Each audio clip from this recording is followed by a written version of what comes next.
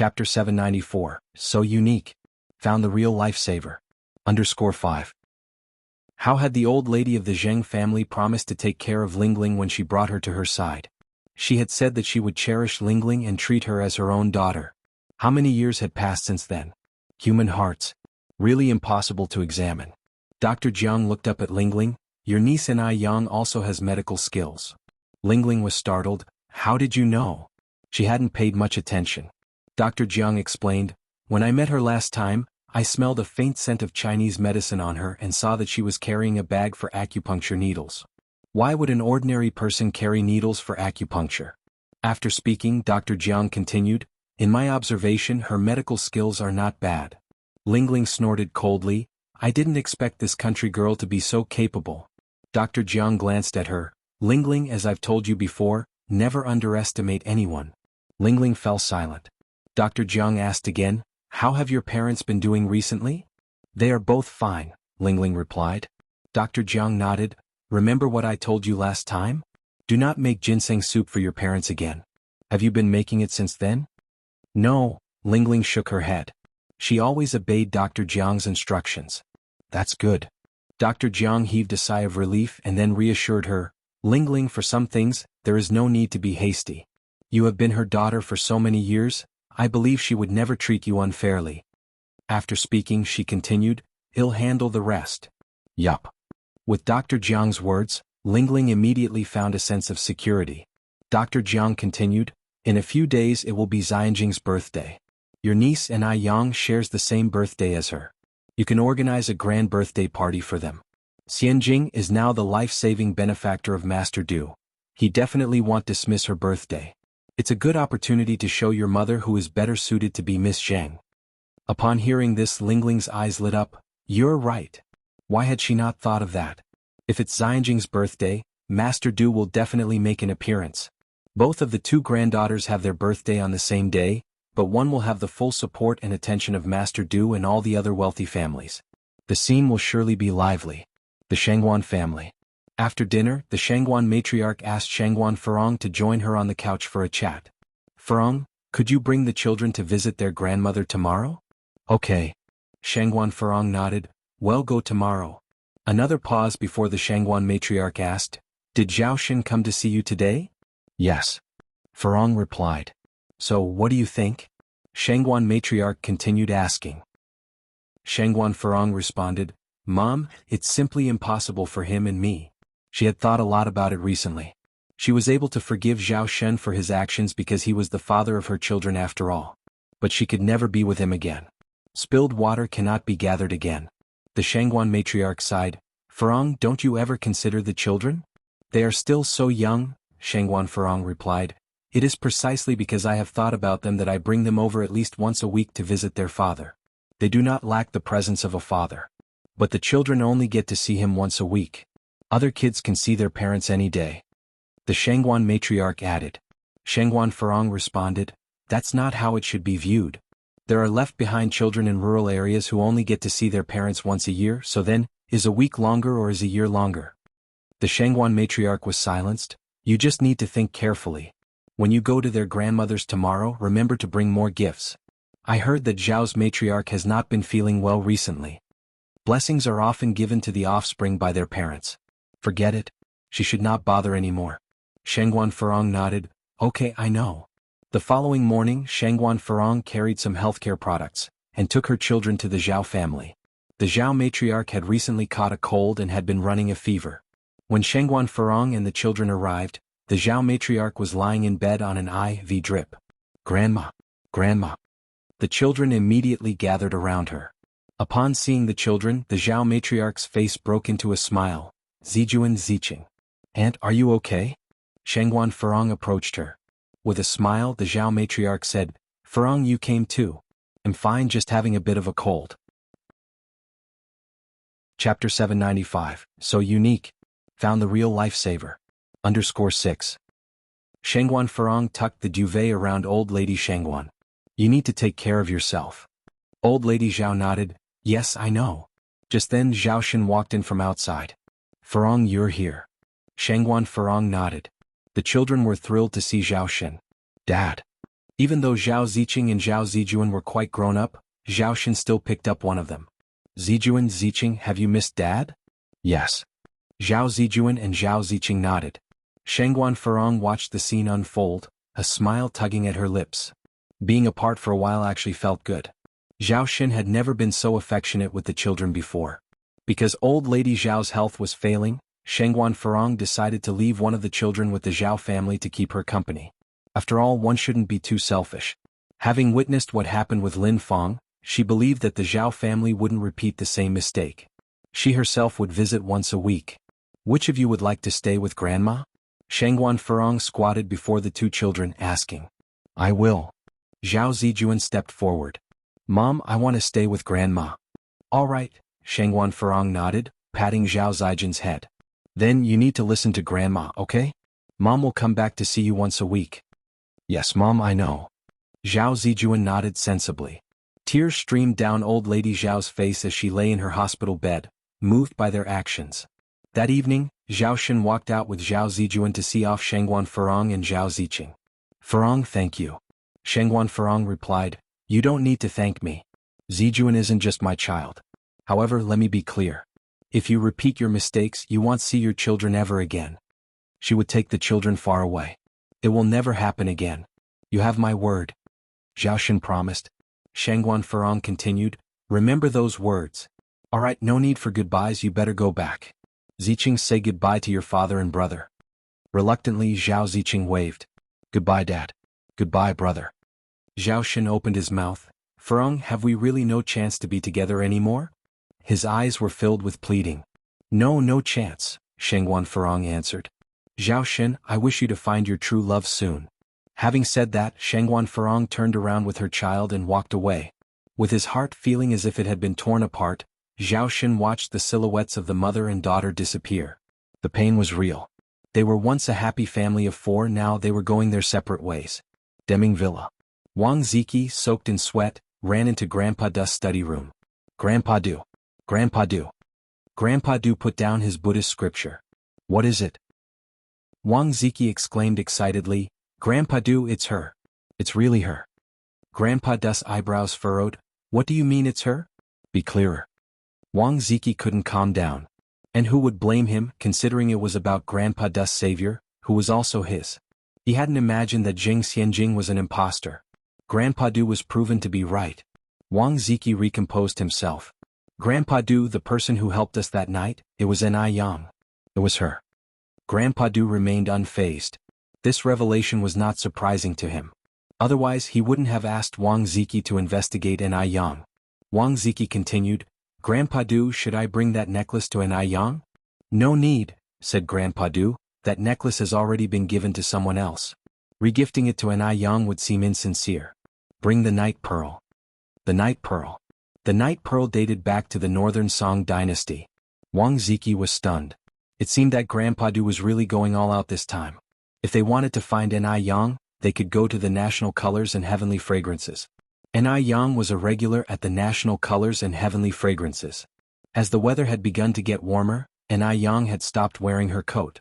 That day she was wearing a light blue cheongsam with her hair down, a pale blue crystal hairpin adorned with thin fringe on the left side. The fringes trembled as she walked, much like the shimmering surface of water. She was captivating. She looked as if she had walked straight out of a vintage Chinese painting.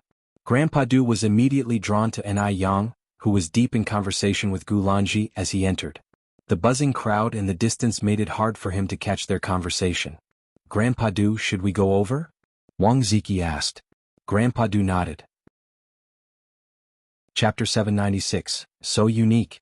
Found the real lifesaver. _7 The two approached together. Miss N.I. excused the interruption.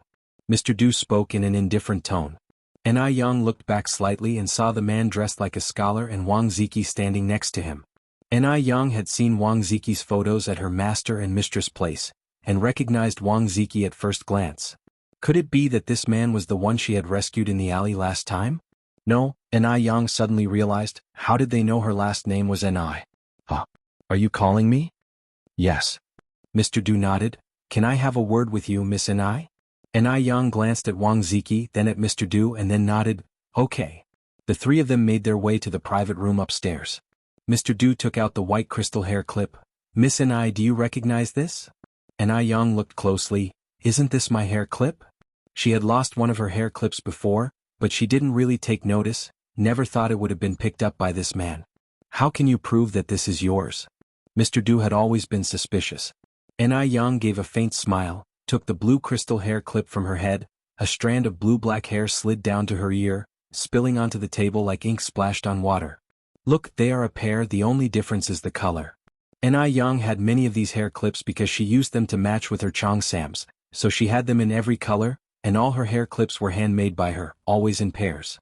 Was that person that evening you? Asked Mr. Du as Anai Yang expected. He had come to find her for this matter. Yes, it's me. I never thought you would be able to find me.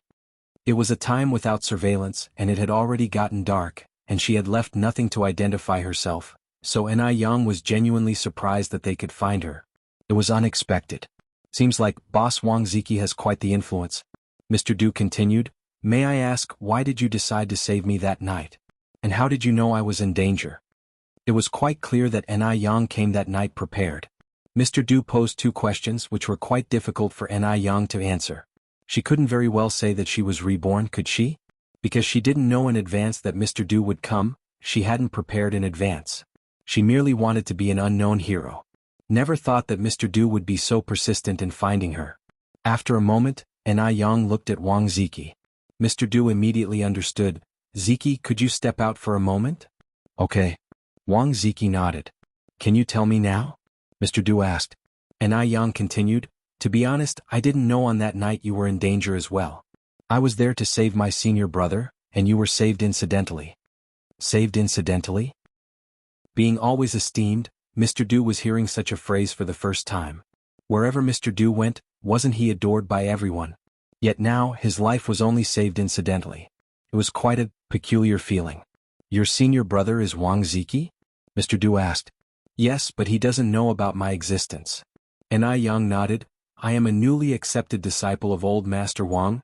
I am currently learning medical skills from him. Mr. Du knew that Wang Ziki's father is a doctor. He fiddled with his Buddha beads. Then how did you know that your senior brother was in danger? Anai Yang professionally shot the breeze. You might not believe it, but I can tell fortunes. I had foreseen that my senior brother would face a life and death tribulation that evening, so I was there, waiting. After all, whether it's one person or two I had to save, I might as well save you too. Chapter 797. Face slapping at the birthday banquet. _1 Anai Yang spoke in a gentle tone. There was no hint of jesting in his words. It took a while for Sir Du to process this fact. He was only saved as an afterthought. Can you really tell fortunes? Sir Du asked again. Yes. Anai Yang affirmed with a serious nod. Sir Du toyed with his Buddha beads. Then, can you predict my fortune too? No. Anai Yang shook his head. Sir Du raised an eyebrow. Anai Yang pinched his fingers, putting on the air of a hermit above worldly concerns. Sir, have you ever seen a hermit, I mean a real one, casually predicting fortunes for others? Besides, fortune-telling involves breaking the heavenly secrecy, which could backfire and harm oneself. If it weren't for the fact that Wang Ziki is my elder martial brother, I would not have risked my life to predict his fortune. Anai Yang, who had also been an important figure in his previous life, was quite adept later at cajoling others. It was fortunate that Sir Du, due to his weak and illness-prone constitution during his early years, had kept a few Taoist priests around and so, had a certain degree of belief in metaphysics. Therefore he didn't question Anai Yang's claims much. After all, it was a fact that she had saved him. Moreover, Sir Du's intuition told him that Anai Yang was not a liar, nor was she someone with ulterior motives. Because her eyes were too clear. Sir Du, who had met countless people, was encountering such clear eyes for the first time. They were like pristine, flawless gems. After hearing Anai Yang's words, Sir Du concluded, so basically, the only reason I managed to escape death was that I had Wang Ziki's luck on my side. If it were not for Wang Ziki, he would have been dead by now. Anai Yang nodded in agreement. Indeed. The fact was, Sir Du was indeed a side beneficiary, and it was only because of Wang Ziki's luck that Anai Yang had ventured into that alley in the first place. Had it not been for Wang Ziki, Anai Yang wouldn't have even entertained the thought. The realities were realities. Apart from her past reincarnation, Anai Yang did not wish to deceive Sir Du. Though it was unbelievable, he was indeed saved as an afterthought. And it was also because of Wang Ziqi's luck. Though this young girl in front of him was a cousin to Zheng Xianjing, she was nothing like the manipulative Zheng Xianjing. And Ai Yang didn't even want to pretend to appease him. Had it been anyone else, they would have said, "I just couldn't bear to watch a vibrant life vanish before my eyes." But Ai Yang had voiced the cold hard truth. Sir Du took out the gift box he had prepared beforehand and said, "Regardless of the circumstances, you saved my life once. I'm the type of person who doesn't like owing anyone anything. This is my token of gratitude." In the exquisite mahogany gift box lay a glossy, exceedingly round pearl. The pearl was a lake blue hue, nearly transparent, and emitted a brilliant, jade-like radiance as it absorbed and blended with the surrounding light. Extravagantly beautiful it was. Ai Yang's gaze gently slid away from the night pearl. "Sir, you were only saved as an afterthought by me. Strictly speaking, my elder martial brother is your real savior. Your gratitude should be directed towards him. It's not proper to receive rewards undeservedly." If she really accepted such a big gift, Ai Yang would feel guilty. "So instead you would like me to owe you?" Sir Du retorted. "Right." Now that he had said as much, if she were to refuse again, he might think she had some ulterior motive. Ai Yang reached out and picked up the night pearl. Her skin was as white as snow, and the soft light of the night pearl spilled through her fingers, making her fingertips seem as if they were made of jade. "If that's the case, then thank you, sir. From now on we will be even." Sir Du toyed with his Buddha beads and chuckled. "My surname is Du. Everyone calls me Sir Du." Sir Du? Who would have thought this seemingly gentle and scholarly man would behave like a martial world wanderer? Sir Du? Ai Yang squinted. Could it be the Sir Du from the 10-mile foreign district? In her previous life, Ai Yang, having seen the world, naturally knew about Sir Du from the 10-mile foreign district. However, it was hard for her to reconcile this gentle and scholarly man before her with the ruthless, bloody Sir Du from the 10-mile foreign district. With a light smile, Ai Yang introduced herself. "My name is Ai Yang. Everyone calls me Brother Smoke." Actually, Ai Yang wanted to introduce herself as Sir Smoke, but Brother Smoke sounded better. Sir Du responded, "Mississippi and I don't joke around." With the night pearl in her hand, Ai Yang retorted seriously, "Mr. Du, I am not joking." Her unstated implication being, if you can be addressed as Sir Du, why can't I be called Brother Smoke? No matter where Sir Du went, people would respectfully address him as Sir Du. Over time, he had almost forgotten his own name. Chapter 798, Face Slapping at the Birthday Banquet. _2. This was the first time he had been mocked by a young girl, who insisted he call her Brother Yang. Ai Yang was toying with the night pearl in her hand and then said, "Mr. Du, I will take the pearl. You may excuse me, I have some obligations." Mr. Du stood up to bid her farewell.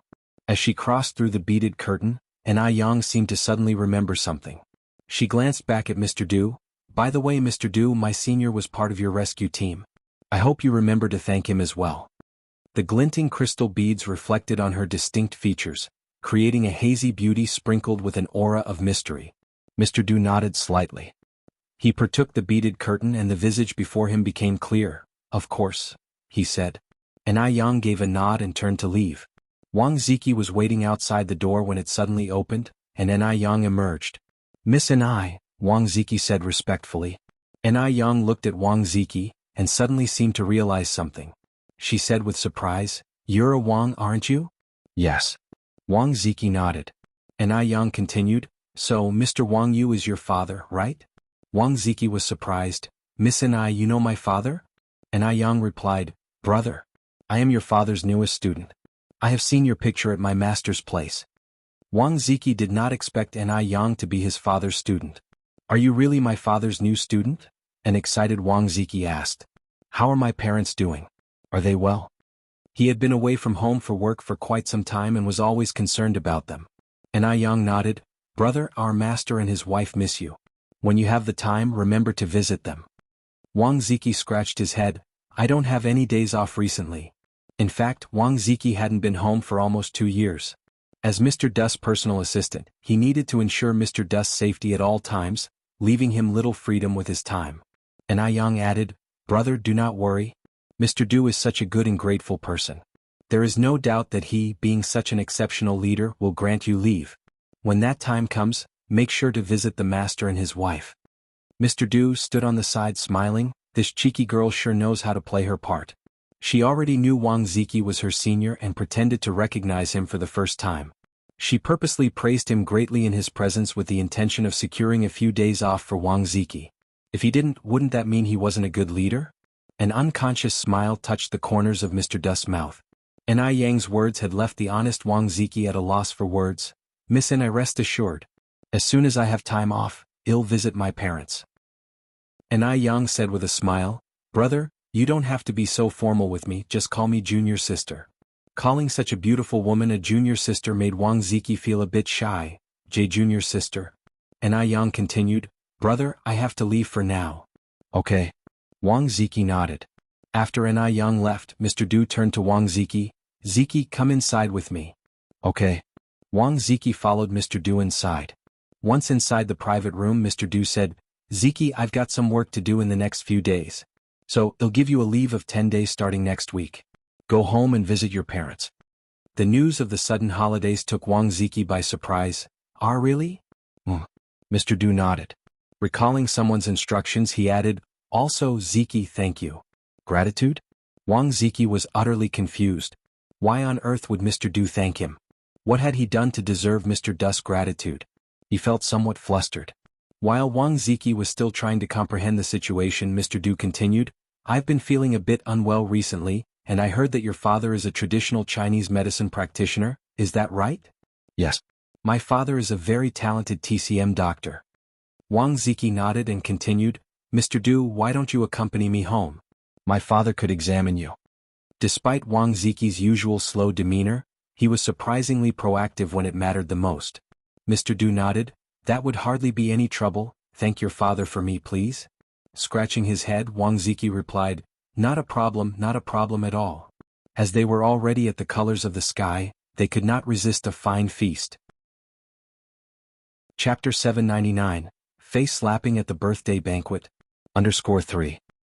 By the time the two of them emerged from Gus Tianxiang, it was already past 1 in the afternoon.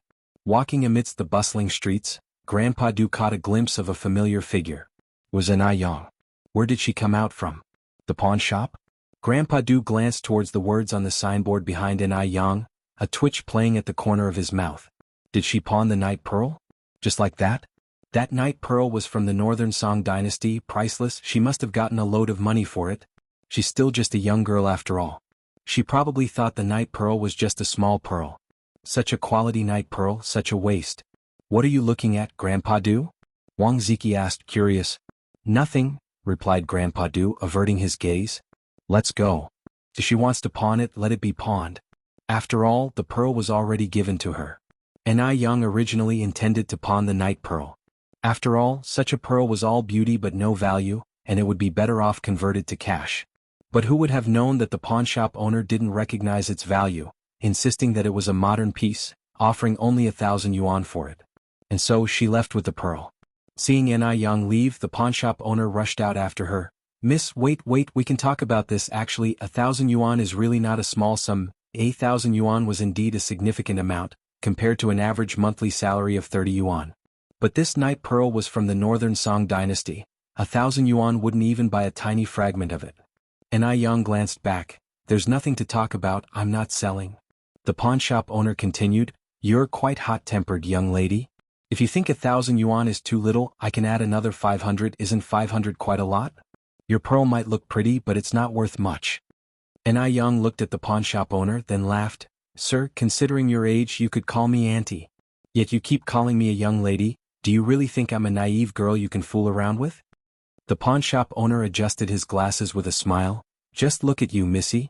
I'd say you're no more than 18. Auntie? These young girls nowadays, they're so good at bluffing. Had only wanted to lower the price because he saw N.I. Yang as a young girl, carrying a valuable item. He hadn't expected this young lady to be so shrewd. N.I. Yang looked at the pawnshop owner and with a serious expression said, Actually, I'm 88 years old this year. Though I may look young, I've had a surgery abroad. So, young man, in the future, be honest when doing business and don't always think of cheating others. Young man. This pawnshop owner was already in his 60s, and today he was being called a young man by a young lady. But seeing N.I. Yang speaking so convincingly, the pawnshop owner was taken aback. Is it really true? Of course it's true. N.I. Yang nodded confidently. The owner of the pawnshop suddenly looked eager and flattered, supporting in Yang. Then, Madam, please be careful when going down the stairs. I'm worried you might fall. By the way, could you tell me which hospital overseas you had your surgery at and maybe introduce me to it? Who wouldn't want to have a surgery that could make them look younger? And Yang replied, sorry, but they don't accept dishonest young people like you. The pawnshop owner, having said her piece, and Yang turned around and left. Seeing the two of them leave, a stylishly dressed woman on the side burst out laughing. These Beijing girls are so funny. Having finished laughing, she turned to her assistant. By the way, has my third brother found his savior yet? That's right. This stylish woman is Du Jiaojiao. It seems they've found her, the assistant replied. Then let's get back quickly and see, said Du Jiaojiao. When Du Jiaojiao returned to Demingxian, Grandpa Du was already back. He was sitting in his study room lighting incense, reading Buddhist scriptures. I heard that you found her. Du Jiaojiao strolled in, pouring herself a cup of tea. Grandpa Du responded without lifting his gaze. So what's she like, this girl? Jiaojiao asked curiously. Talking about this girl, it seemed that Grandpa Du had a lot to say. He put down his scripture and began to recount the events. After listening to the story, Du Jiaojiao laughed till tears filled her eyes. My goodness! Who would have thought there would come a day when your life, Grandpa Du, would be worth so little that someone saved it as an afterthought? So, any particular thoughts? Chapter 800, Face Slapping at the Birthday Banquet. _4. Everyone usually fawned over and sought favor with Mr. Du, but this girl dared to insult him brazenly. In all her years, Du Jiaojiao had never seen Mr. Du lose face like that before. Seeing Du Jiaojiao laughing until her face was contorted, Mr. Du quietly picked up his teacup and took a sip. Thankfully, he didn't tell Du Jiaojiao that Yang wanted him to call her Brother Yang. If Du Jiaojiao heard about that, she would likely laugh herself to death. It seems that not telling her was indeed very wise. After a full 5 minutes of laughter, Du Jiaojiao finally suppressed her giggles. She nudged Mr. Du and said, honestly, do you have any unique feelings about this? I really want to know your current state of mind. Looking at Du Jiaojiao calmly, Mr. Du simply replied, you're too boring. Don't pretend. Aren't you feeling particularly angry now? Do you want to get back at that little girl? Du Jiaojiao asked. Not at all, replied Mr. Du with a flat tone. Continuing, Du Jiaojiao asked, what was she like? Was she pretty?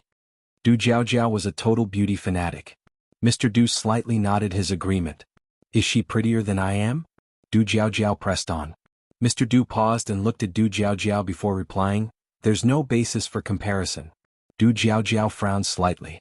What do you mean there's no basis for comparison? Are you saying that I'm prettier than her? So, by how much? Second sister, do you think you're prettier, or is it changed, the legendary Chinese goddess of the moon? Mr. Du countered. Dumbfounded, Du Jiaojiao replied, how can these two things even be compared? There's absolutely no basis for comparison. I think you're absolutely right, Mr. Du agreed, nodding approvingly. After a while, Du Jiaojiao finally understood the implication of Mr. Du's words. He was playing mind games. This sly younger brother. Always playing mind games, implying she's not as attractive. The Zheng family. Ever since Zheng Lingling obtained some medication from the doctor a few days ago, Zheng Suyu's condition has improved. Today she sat at the dining table without any fuss. Halfway through dinner, Zheng Lingling said, Mom, the day after tomorrow is Xianjing and Yang Yang's birthday. Coincidentally, they share the same birthday and this will be Yang Yang's first year with us. I want to make it special.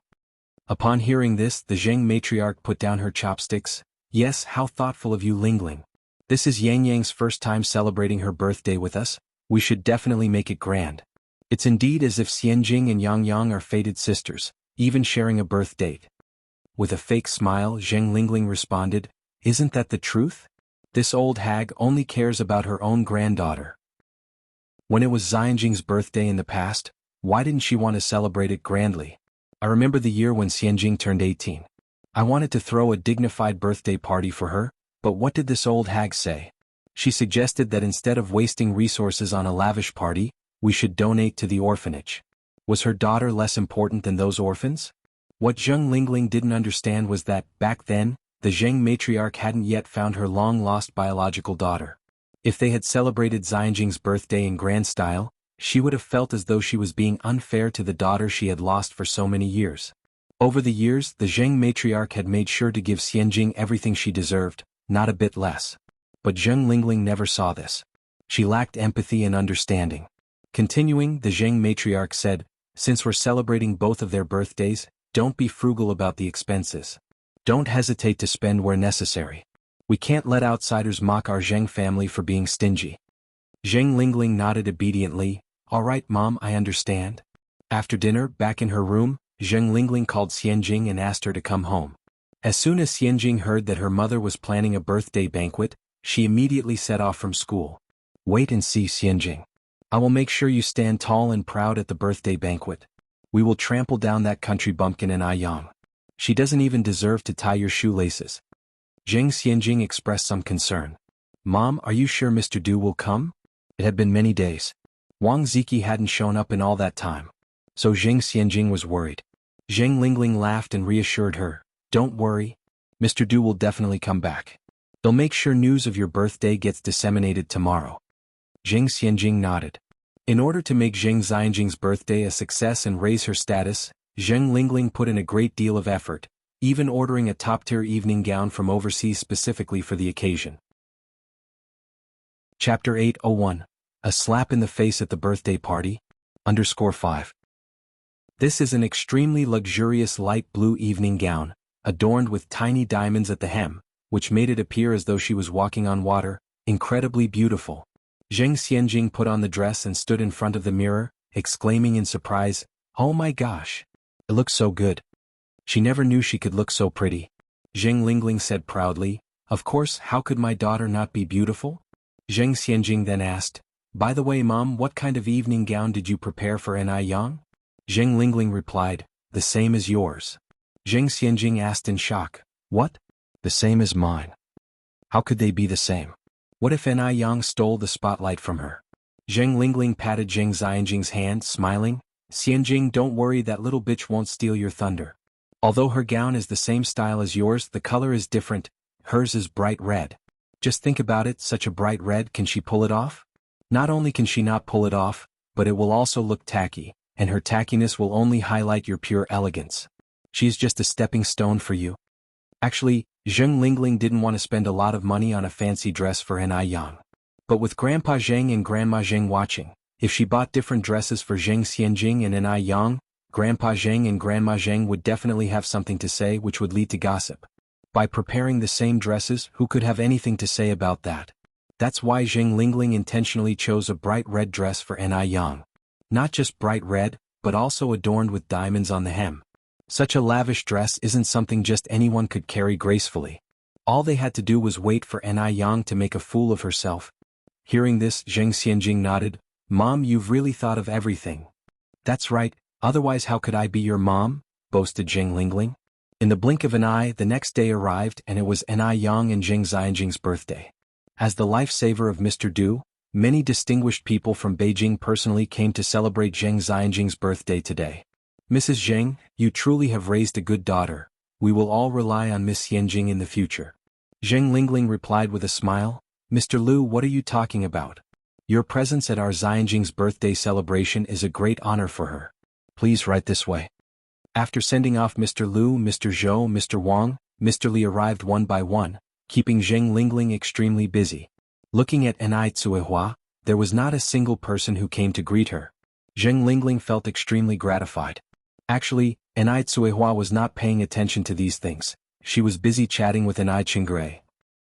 Not only had Enai Qinggui come today, but Grandma Lu was also there. Grandma Lu, Grandma Zheng, Grandma Shangguan and Grandma Mo were all quite compatible, and at this moment the four old ladies were chatting together, only missing a mahjong set. Enai Qinggui glanced at Zheng Lingling not far away and then said, "Yang Yang's mom, I see your sister acting all weird, you better be careful around her." Enai Tsuehua nodded, "Yeah, I know, don't worry, she can't bully me." She was no longer the person she used to be. "That's good," Enai Qinggui continued. "By the way, where is Yang Yang? She's the star today, how come I haven't seen her come out yet?" Enai Tsuehua smiled, "She's upstairs changing into a dress. Sister Lingling bought her an evening gown from abroad." "Oh," Enai Qinggui nodded, turned his head and looked at Shangguan Dehui not far away playing with little Enai Yun, and said with a smile, "Yang Yang's mom, you really found a good man. Look how well your husband treats little Yun Yun." Enai Tsuehua smiled sweetly. Shengguan Dehui truly was a good husband and a great father. Many times Enai Tsuehua felt very fortunate. Enai Qinggui continued, also Xiaoxiu and Xiaoxi, those two kids are also very good. Yang Yang's mom, you are truly blessed. Enai Tsuehua replied with a laugh, don't keep praising me, what about you? It's been so many years, when will you find someone again? Enai Qinggui joked, where would I find such good luck as you? You still have an undying first love, my first love is already a grandfather. Enai Tsuehua said, it doesn't have to be a first love. Wow. Just then, a sudden sharp intake of breath arose from the crowd. Chapter 802, A Slap in the Face at the Birthday Party, _6. My God. She's so beautiful. Enai Tsuehua and Enai Qinggui turned their heads simultaneously, only to see Zheng Xianjing, clad in a pale blue luxurious gown, gracefully descending the staircase. The long trail of her gown dragged across the floor, diamonds on it glistening under the crystal lights, refracting dazzling light like the rippling surface of water. She really looked stunning. In awe, Enai Qinggui exclaimed, I never thought your niece could look this beautiful. This gown must have been very expensive, right? Enai Tsuehua nodded, yes, I heard it cost over 20,000 yuan. Enai Qinggui was dumbfounded. 20,000 yuan just for a gown? The life of the wealthy is truly unimaginable. Watching everyone's envious gazes, Zheng Xianjing proudly held her gown, stepping down the stairs elegantly. She loved this feeling of superiority, basking in everyone's attention. Xianjing, you look really pretty tonight. Lu Kerson immediately greeted her. Zheng Xianjing pulled a slight smile, just mediocre. Another wealthy girl approached. What do you mean mediocre? You look like a fairy descended from heaven. I think even fairies aren't as pretty as Xianjing. Listening to everyone's flattery, a proud smile enveloped Zheng Xianjing's face, impossible to hide. Just then Lu Kerson suddenly froze, staring at the staircase. Then another wealthy girl also froze. A collective gasp echoed through the air. Zheng Xianjing frowned slightly, wondering what they were looking at. She turned around to follow everyone's gaze. Upon turning, Zheng Xianjing also froze. There, coming down the stairs, was a woman in red. Red, a color so vividly intense, yet on her, it seemed as though it was made just for her. The brilliant red set off her skin so fair and lips so fiery. The gown, cinching at the waist, accentuated her delicate figure, making it slender enough to encircle with an arm. Her gown's diamonds made her seem perched upon the clouds, unattainably high. She outshone everyone. Against this striking presence, the previously pure and elegant Zheng Xianjing seemed so colorless she virtually vanished, especially since they wore the same style of gown. Zheng Xianjing clenched her fists tightly, shaking in fury. Originally, picking red for Enai Yang was supposed to make her look ridiculous. Unexpectedly, it turned out to highlight her spectacularly. Zheng Lingling also couldn't believe she had slipped up. She regretted it. She shouldn't have chosen such a splendid evening gown for Enai Yang. Enai Qinggui nearly yelled out, pulling on Enai Qihua's sleeve. Yang Yang's mom, that's Yang Yang, right? My God. She looks so beautiful. Enai Tsuehua remarked, our Yang Yang has always been this beautiful. Enai Qinggui teased with a laugh, look how proud you are. Shengguan Shi excitedly tugged on Shengguan Su, brother, look at Yang Yang. Shengguan Su calmly responded, I see her. Enviously, Shengguan Shi said, I wish I could look as beautiful as Yang Yang. Shengguan Su glanced at her, maybe in your next life. Shengguan Shi, frustrated, hit Shengguan Su. Old Master Zheng, originally chatting with a few old friends, proudly announced after seeing Enai Yang descend, see? That most beautiful girl is my granddaughter. Does your granddaughter have a boyfriend? If not, my grandson is 22 this year, Old Master Zheng hummed, it's settled. My granddaughter has someone in mind already. Stop scheming for her. Seeing Enai Yang stealing all the limelight, Zheng Xianjing's face was nearly twisted with anger. Lu Kerson quickly consoled, Xianjing, that Enai Yang is just all show and no substance. She can't compare to you at all. You are Mr. Du's life savior and I've heard all about it. Mr. Du had a very exquisite statue custom made from top-grade gems for your birthday as a token of his gratitude. Really? Zheng Xianjing was somewhat surprised. Lu Kerson said, of course it's true. My dad told me himself. He was the one who received Mr. Du the day he went to select the gems for carving. Mr. Du said it himself that he wanted to give it to the little Miss Zheng from the Zheng family as a birthday gift. Who else could the little Miss Zheng be besides Zheng Xianjing? In fact, Most of the people here tonight came because they had heard about this and wanted to wish Zheng Xianjing a happy birthday. They all wanted to take this opportunity to get acquainted with the legendary Mr. Du. So, Mr. Du had actually returned to attend her birthday party.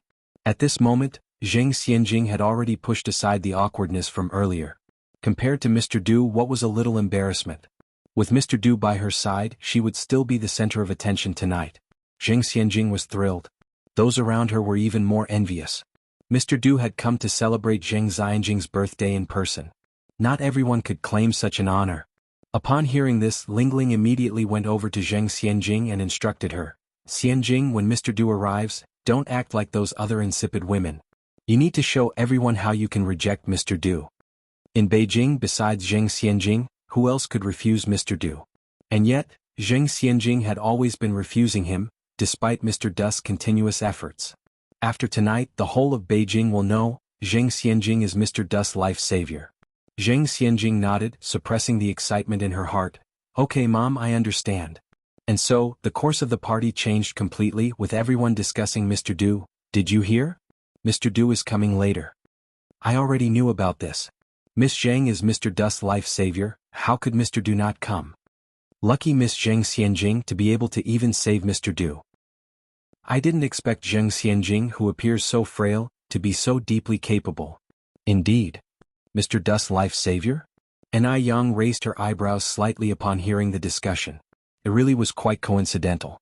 The person she had casually saved also happened to be called Mr. Du. It remained to be seen which Mr. Du was, the one famous throughout the 10-mile foreign trade district. And Ai Yang didn't dwell on it and proceeded to chat with Shangguan Shi and Shangguan Su.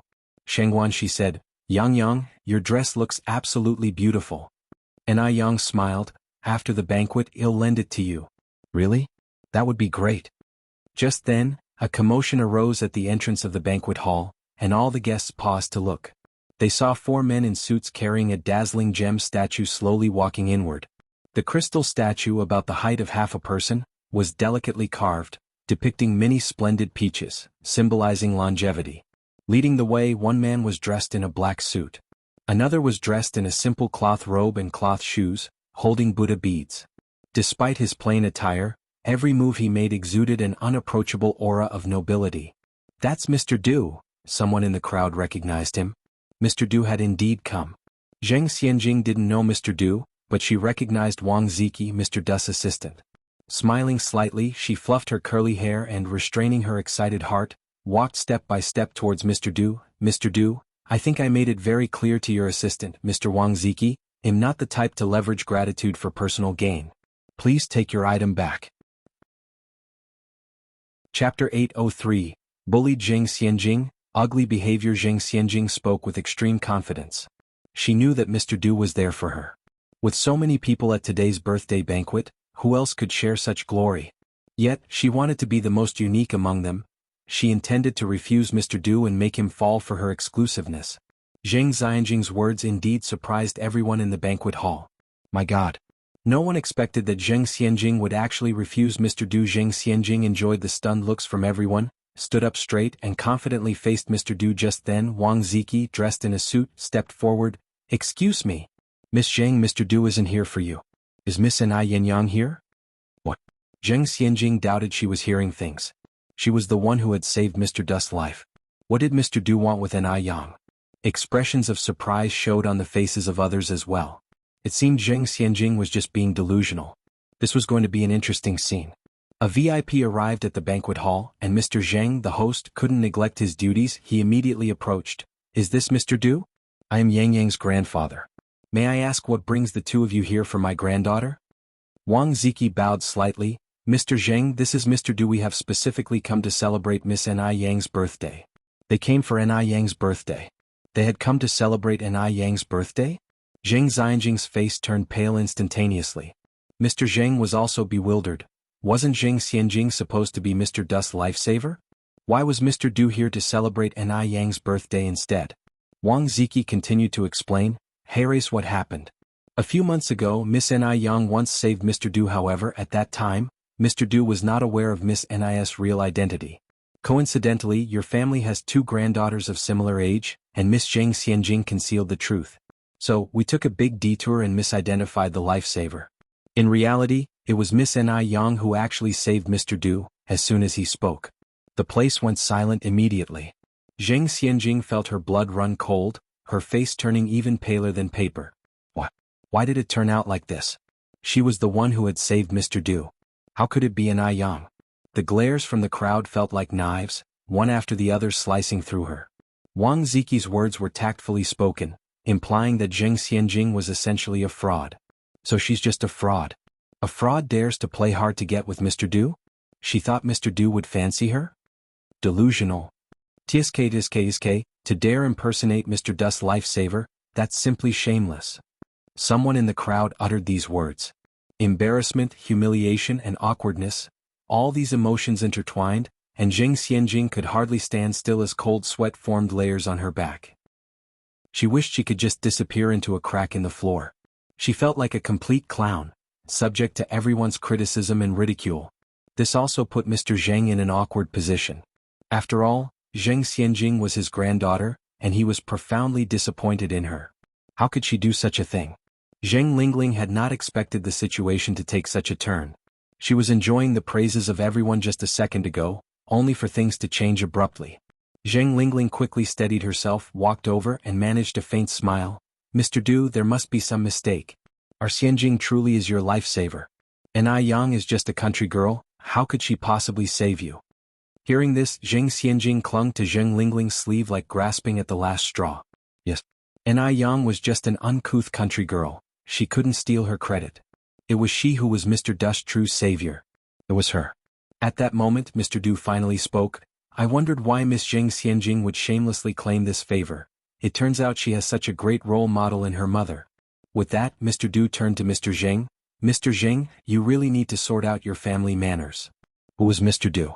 Would he sit idly by while this mother and daughter insulted his lifesaver? He was a man of high position, whose presence alone exuded a compelling aura. Immediately Zheng Lingling found herself speechless, her face turning from red to purple, overcome with shame. Chapter 804. Bullied Zheng Xianjing, Unsightly Manners Under. She knew Zheng Xianjing wasn't the savior of Master Du, but she never imagined that the person who saved Master Du would be Ni Yang. That country bumpkin Ni Yang, what qualifies her? Previously, I must have been blind not to see the gem in front of me. Turns out, the real Miss Zheng is the one who saved Master Du's life. These two mother and daughter are shameless.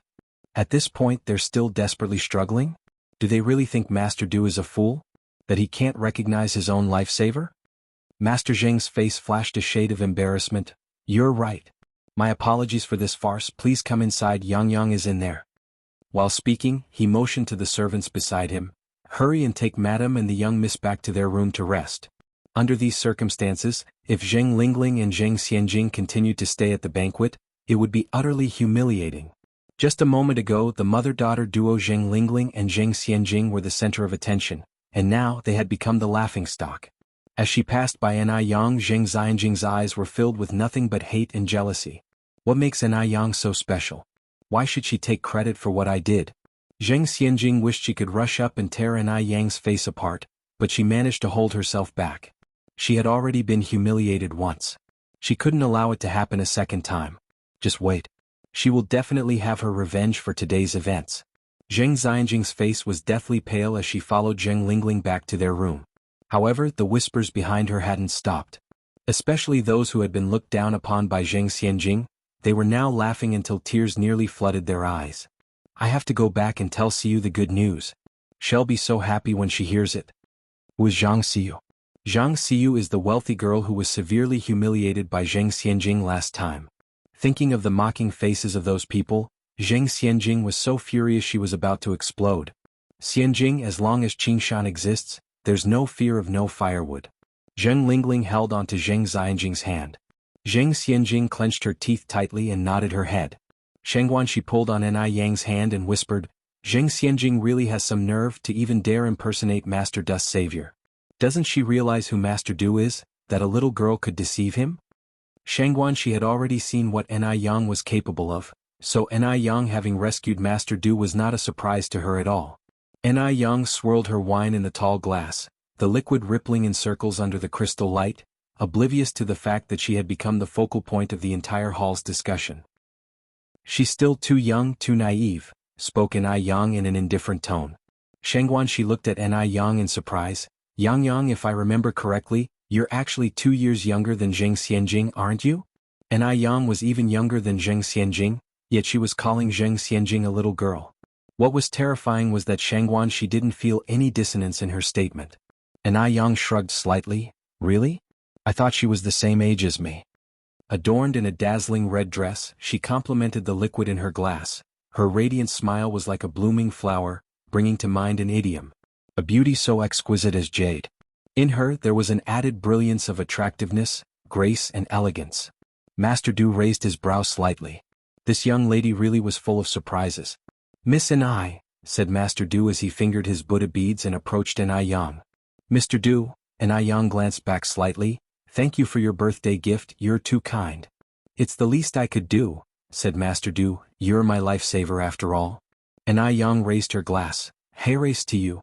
Thank you. Master Du grabbed a glass of red wine from the table and clinked glasses with Yang. Happy birthday. The warmth of the alcohol spread down his throat, with an indescribable potency. Master Du glanced at the beautiful wine in surprise. Oh, and Yang went on, this is my sister Shangguanxi. Sister Xiaoxi, this is Mr. Du. Master Du nodded. Miss Shangguan? Master Du. Shangguanxi had heard tales of Master Du's heroics since she was little. She didn't have the courage to address Master Du in the casual manner that Yang did. Master Du, being a busy man, didn't stay long in the banquet hall. Although it was only for a short time, it still brought endless glory to the Zheng family. Those who had tried to curry favor with Zheng Xianjing earlier by stepping on Yang now regretted their actions deeply. They had been blind, but now it was too late for regrets. In the room, Zheng Xianjing laid on the bed sobbing uncontrollably, her features twisted. I will never forgive that bitch Yang. Chapter 805. Bullied Zheng Xianjing, Unsightly Manners 3. Xianjing, stop crying, Zheng Lingling comforted her. She too hadn't expected such a thing to happen. She thought today Zheng Xianjing was going to be the highlight of the evening, but instead she became the laughingstock of the whole event. Who would have thought that Yang would turn out to be Mr. Du's lifesaver? Zheng Xianjing cried bitterly, and Sun Wu was also frustrated, chain-smoking. I told you long ago that your plan wouldn't work. When facing someone like Mr. Du, you should cling tightly to him. But the two of you insisted on playing hard to get. Now look, you've messed up and gained nothing for your efforts. He had even thought about becoming Mr. Du's father-in-law. Now it's all over. Everything is gone. Zheng Lingling scolded, your daughter is like this, and you still have the mood to make sarcastic remarks. Are you still human? Zheng Xianjing cried, it's all that bitch Yang's fault. She stole my thing. Clearly I was Mr. Du's lifesaver, there must be something fishy going on. It was that bitch Yang seducing Mr. Du. Definitely. Why did all the good things fall into Yang's lap? Why was she the one who became the joke? Zheng Xianjing truly couldn't accept it. She just couldn't. She extremely loathed Yang. Zheng Lingling said, yes, Xianjing, you're right. That Yang is the bane of our family of 3. First she took our family fortune and now even your credit. Don't worry, Mom won't let her get away with it. We still have a long way to go. Tonight, although the Zheng family had their moment, they also lost face. After the banquet ended, Master Zheng's expression was grim as he told the servant, go and call down the madam and miss. Yes, the servant went upstairs to call them. Shortly after, Zheng Lingling and Zheng Xianjing came down from upstairs. The mother and daughter had changed into plain clothes, looking somewhat haggard, especially Zheng Xianjing, whose eyes were swollen from crying. Father, Zheng Lingling took the initiative to speak. Master Zheng with a stern face said, explain this situation. He hadn't managed affairs in many years, and his sudden stern expression was very oppressive. Zheng Lingling continued, Dad, this incident is all my fault, I didn't teach Xianjing well. If you want to blame someone, blame me. Xianjing is still young, please don't blame her. Young? Master Zheng looked up at Zheng Lingling, you have the audacity to say that. If I'm not mistaken, Yang is even 2 years younger than her. Look at her and then look at Yang. Is this the daughter you've raised over the years? Zheng Lingling turned pale. In what ways was Zheng Xianjing inferior to Yang? Just because she wasn't as seductive as Yang? This biased old man. He never doubted Yang. Without even investigating, he assumed it was Zheng Xianjing's fault. If this continued, it wouldn't be long before their family of 3 would be kicked out of the house. Zheng Lingling clenched her fingers. Thawed. Zheng Xianjing knelt down. Grandfather, I'm sorry, it's my fault, I let greed cloud my judgment. I shouldn't have boasted about being Mr. Dust's lifesaver, causing our Zheng family such disgrace. You can beat or scold me. Master Zheng then said, bring the family discipline. Yes. The servant bowed and went upstairs to fetch the family discipline. The Zheng family's discipline was a leather whip, as thick as an adult's forefinger, which would certainly bruise and break the skin when lashed. Zheng Lingling got a fright, her face turned pale. Zheng Xianjing was frail, how could she withstand such a thick whip? Indeed, one wouldn't know to cherish if not their own blood. If it were Ni Yang, would Master Zheng have allowed someone to bring such a thick whip? Today Zheng Xianjing made such a mistake, and if she didn't suffer some consequences, Master Zheng couldn't justify it to the outside world. Moreover, the child really did need to be disciplined, otherwise who knows what she might become. Master Zheng raised the whip and lashed it down on Zheng Xianjing. Zheng Xianjing, terrified, tightly closed her eyes. Bang! The whip was so painful that Zheng Xianjing cried out in pain. She had been pampered since she was a child and had never experienced such beating. When the second lash came, Zheng Lingling timely shielded Zheng Xianjing, and the whip hit her instead. When Master Zheng was angry, Mrs. Zheng stayed silent, just watching the mother and daughter by the side. Chapter 806. Bullied Zheng Xianjing, Unsightly Manners _4. Between these two women, one was raised by her own hands. The other she watched grow up from childhood. At this moment, old Madame Zheng looked somewhat distressed and raised her hand to hold old Master Zheng's hand. Since the child already knows her mistake, let's forgive her this time. Zheng Lingling quickly said, Daddy? Xianjing knows she was wrong, please spare Xianjing this once. Old Master Zheng threw down the whip. Remember not to make the same mistake again. No matter what, Zheng Xianjing was still his granddaughter, and actually old Master Zheng felt somewhat reluctant to punish her. Thank you, Dad, thank you, Dad. Zheng Lingling went on, Xianjing, quickly thank Grandpa. Thank you, Grandpa. Old Master Zheng let out a sigh. A prodigal who returns is more precious than gold, get up now. Old Madame Zheng immediately helped the mother and daughter up from the ground. The old woman felt sorry for her daughter and granddaughter, but she ignored the malicious hatred to the extreme in the depths of Zheng Xianjing's eyes. Back in the room, Zheng Lingling applied medicine to Zheng Xianjing's back and Zheng Xianjing said, Mom, I feel like we're like a dog raised by the Zheng family. They beat us when they want, scold us when they please, and occasionally when they're happy they throw us a couple of bones. Zheng Lingling's complexion changed. Xianjing, let's endure a bit longer. They had both endured for so many years. What did this moment of suffering matter to them? The next morning, Zheng Xianjing seemed like a different person, her face no longer bearing the previous arrogance. Even her clothing was not as bright as before. Her overall demeanor had become much more low-key. To outsiders, Zheng Xianjing's behavior seemed like a sincere act of repentance. But Ni Yang knew that things were far from that simple. Sister, I'm sorry. Zheng Xianjing called out to Ni Yang's retreating figure and offered an apology. Ni Yang smiled faintly, it's okay. Since someone was willing to act, she would accompany her in the act. She loved to act the most. Zheng Xianjing then asked, Sister, you're not mad at me anymore? Ni Yang took Zheng Xianjing's hand, the corners of her mouth curving into shallow dimples. To err is human. As a sister, how could I blame you? Zheng Xianjing's mouth curled into a sneer. She had originally thought Ni Yang had some great ability, but it appeared she was just a fool. Sister?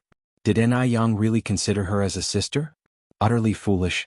This time, Zheng Xianjing planned to slowly push Ni Yang into an abyss, from which she would never be able to climb back up.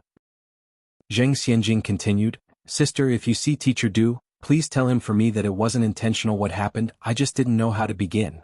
If Ni Yang could seduce Teacher Du, why couldn't she? To bring down Ni Yang, she had to start with Teacher Du. She would let Ni Yang bring about her own downfall. So this was the real motive. Ni Yang's lips curved into a slight smile. Sure, sister, I will pass on the message. Zheng Xianjing's thoughts spun and she continued, Could I trouble you to keep an eye on Teacher Du's whereabouts for me? Ni Yang nodded, Of course. Then it'll be trouble you, sister, said Zheng Xianjing.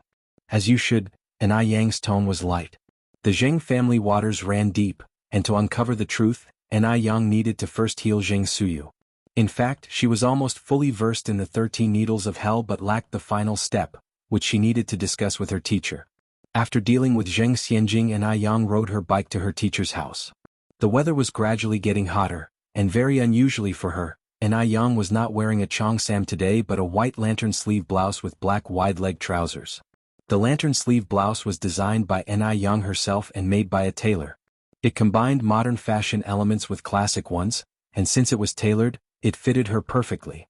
The waist-pinching style suited her especially well. Her soft hair cascaded down her back, stirring with the breeze, looking very beautiful. When Na Yang arrived at her teacher and his wife's home, the old couple were having breakfast. Although Na Yang had already eaten, she still joined the old couple for a few bites. After eating, Na Yang began to discuss the 13 needles of hell with her teacher. Teacher Wang said, Yang, you've been very diligent with these 13 needles of hell lately. Tell your teacher honestly, have you encountered some trouble? The 13 needles of hell were very dangerous, and Na Yang was worried her teacher might be concerned or try to stop her, so she said, I'm just curious, teacher. You're overthinking it. What kind of trouble could I possibly encounter? Chapter 807. Bully Jing Xianjing, Unsightly Manners under. Really? Old Wang was somewhat incredulous. Really? Na Yang nodded. Seeing that Na Yang didn't seem to be lying, Old Wang didn't press further but said instead, to tell you the truth, I'm quite curious about these Ghost Palace 13 needles. When two medicine fanatics got together, they entered a state of obsession, completely unaware even when someone came to the house. Actually, there's an acupoint song for the Ghost Palace 13 needles, but because the Grandmaster feared outsiders would secretly learn it, it was never recorded in medical texts. It's been passed down orally from one generation of disciples to the next. Master, what is the acupoint song? I'd like to hear it, Na Yang said as she casually picked up a brush, gathered her hair up, secured it at the back of her head, revealing a stretch of fair and graceful neck, her whole being radiated with the vibrancy of youth. It's been too long and I've forgotten. Old Wang stroked his beard. Please try to remember. Let me think. Old Wang tried hard to recall, then finally slapped his forehead. I remember now, for all illness caused by myriad demons' wild antics, 13 needles points must one acknowledge. First needle the Ghost Palace to start one's round, then needle Ghost Faith responses abound, one by one in order from head to toe seek. Men start from left, women from right, first needle's place in the center, Ghost Palace is correct. Left needle in and right needle out. This is the Grandmaster's brilliant secret, mad and malignant spirits all will desert. This was the acupoint song for the Ghost Palace 13 needles. Na Yang picked up another brush and quickly jotted down the acupoint song on rice paper with flawless accuracy, her writing speed matching Old Wang's speaking pace. The sunlight shone in from outside the door, casting two tall shadows. But nobody noticed this. Master, the acupoint song corresponds to the 13 major acupoints of the human body. Generally speaking, as long as you target these 13 major points, there wouldn't be much room for error. Yet Na Yang felt that it couldn't be that simple. There must be something missing. Old Wang's eyes lit up. Yang, your brush writing is quite good. Young people nowadays who can write with a brush are few and far between. Nowadays people use fountain pens, ballpoint pens, pencils. Old-fashioned things like brushes have long been phased out. But Old Wang was different. After all, he had lived through that era and was a man who cherished the past, so he always kept brushes and only used brushes at home. Na Yang smiled and said, Master, you have a good eye. I also think my writing looks quite nice. Old Wang didn't feel that his disciple was being vain at all and nodded. Of course, could my eye for talent ever be poor? Outside, the corners of a man's mouth twitched. Dad. Just then, a rough male voice rang through the air. Old Wang was stunned. Was he hearing things? Dad. Old Wang turned around sharply and saw the son he had been longing to see. 2 years apart, and that rascal seemed to have grown tall again. Dad. Wang Ziki walked over and embraced Old Wang, his voice trembling. Old Wang couldn't help his eyes from reddening. He even doubted if he was dreaming. Old Wang stealthily pinched his thigh. It hurt like hell. This wasn't a dream. Dad, I've missed you so much. Wang Ziki burst into tears. Boss Wang said with a stern face, a man should not lightly shed tears. What's there to cry about? Hold those tears back. Despite being on the verge of tears himself, he was still seriously chastising his foolish son. Wang Ziki wiped his face with his sleeve. Dad, where's Mom? Boss Wang replied, your mom went to the vegetable garden. The vegetable garden is where they grow their own vegetables since they live in the countryside and have to grow what they eat. Oh, Wang Ziki nodded and then added, by the way, Dad, this is my boss, Mr. Du. Old Wang knew of Mr. Du by reputation but had never met him before. Mr. Du, it's a pleasure. Uncle, Mr. Du said, twirling his Buddha beads, nodding slightly. Old Wang took another look at Mr. Du, feeling that this Mr. Du was very different from the rumors, resembling more a schoolteacher from the Republic era, genteel and elegant. Just then, as if suddenly remembering something, Old Wang gestured to Anai Yang. Yang, come here. Ziki, this is the apprentice I've taken on recently. Before Old Wang could finish speaking, Anai Yang smiled and said, Master, I've already met my senior brother. With that said, she greeted Mr. Du. Mr. Du nodded in acknowledgement. Old Wang exclaimed in surprise, Yang, how do you two know each other? Anai Yang succinctly replied, Master, isn't there a family portrait in the living room? One day I saw someone on the street who looked exactly like senior brother from the portrait, so we got to know each other.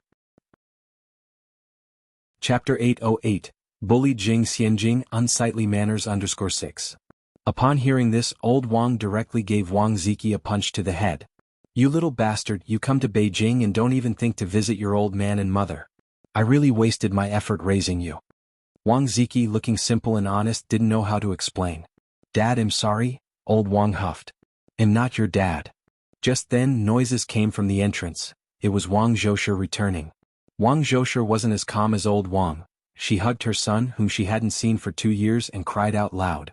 Anai Yang stood to the side, the corners of his mouth turning up in a subdued smile.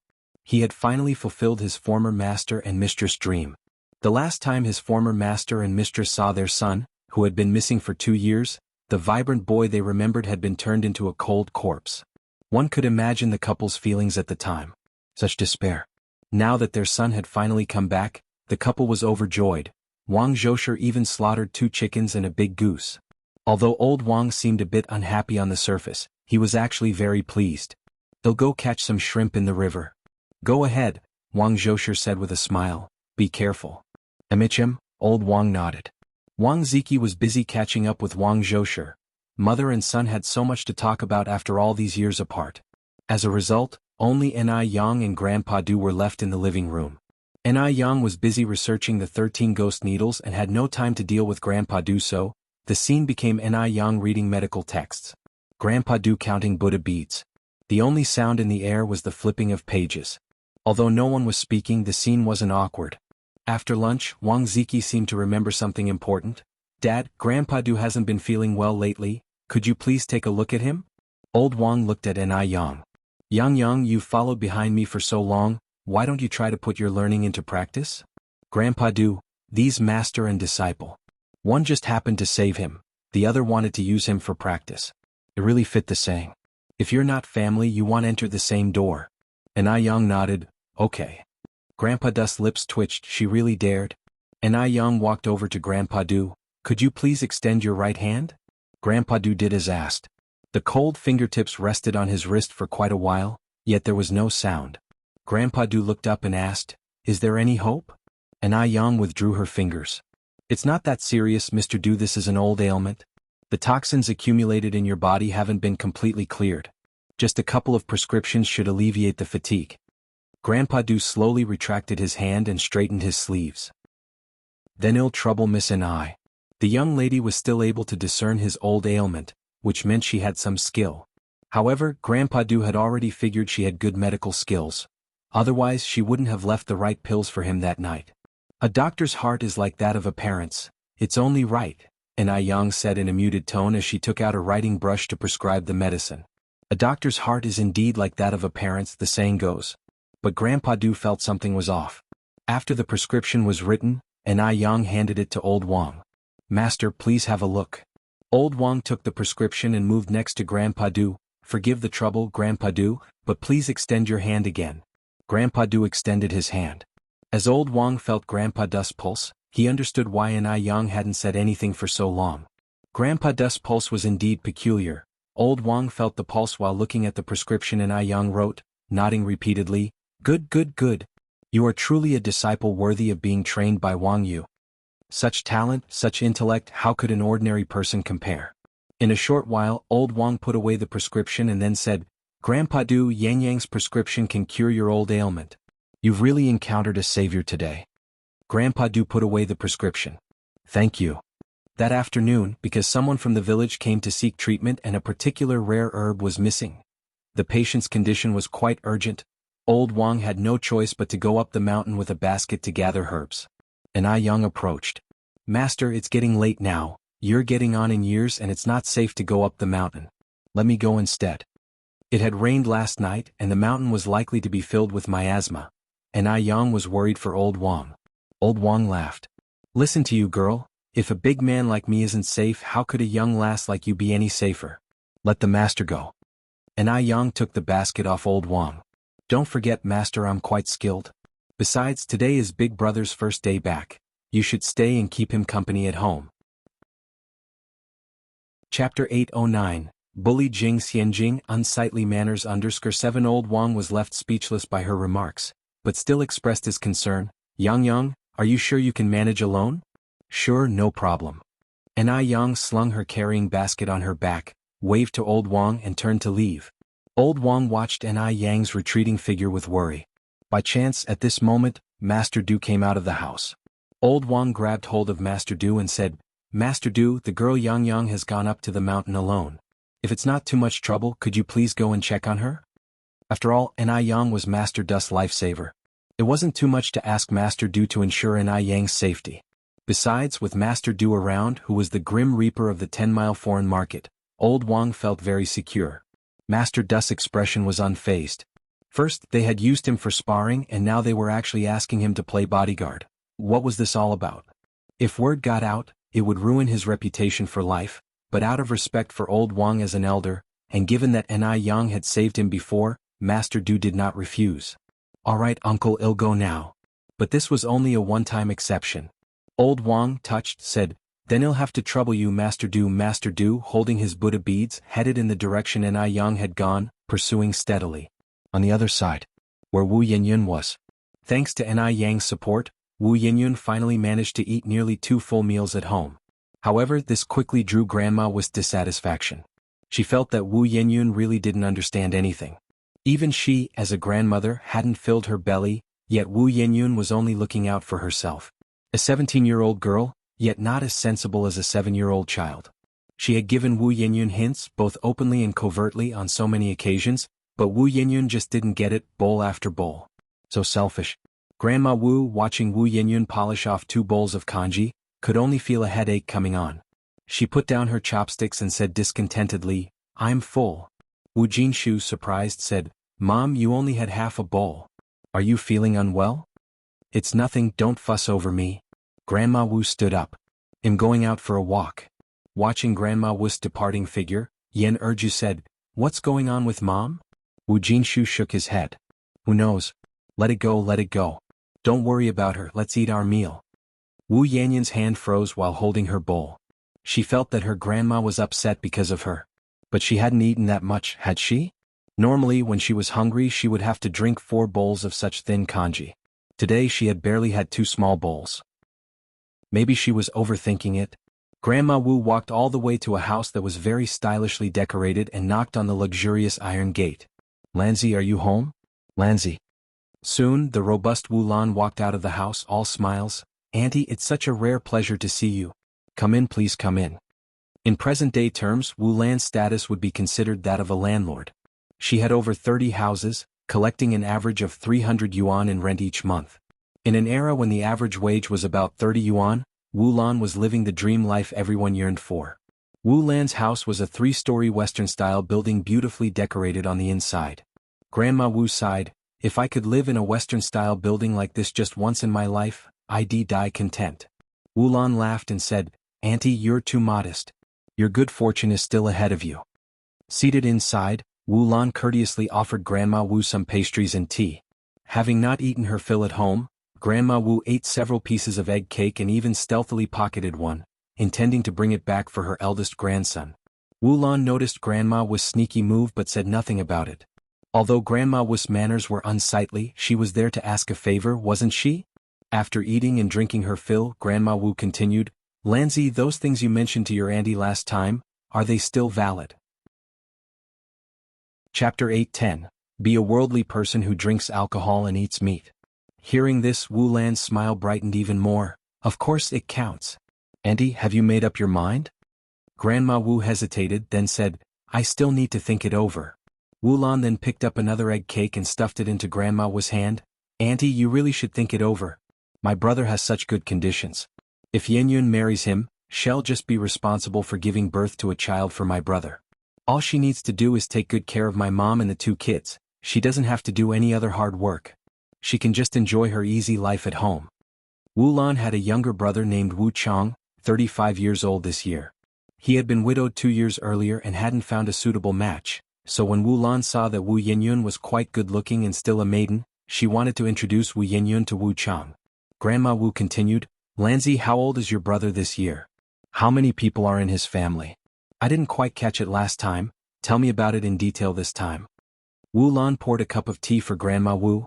My brother is 35 this year.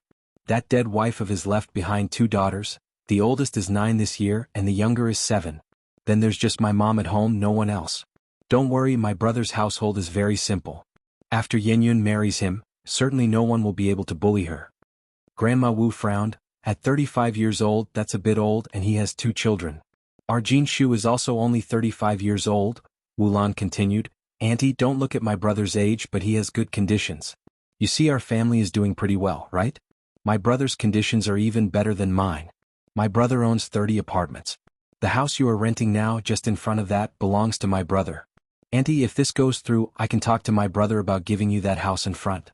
He has so many apartments he wouldn't miss one. Wu Lan spoke with the confidence of wealth, and Grandma Wu was astounded, asking hurriedly, the 2-story Western-style house with a yard just in front? That's right. Wu Lan nodded, that's the 2-story Western-style house with a yard.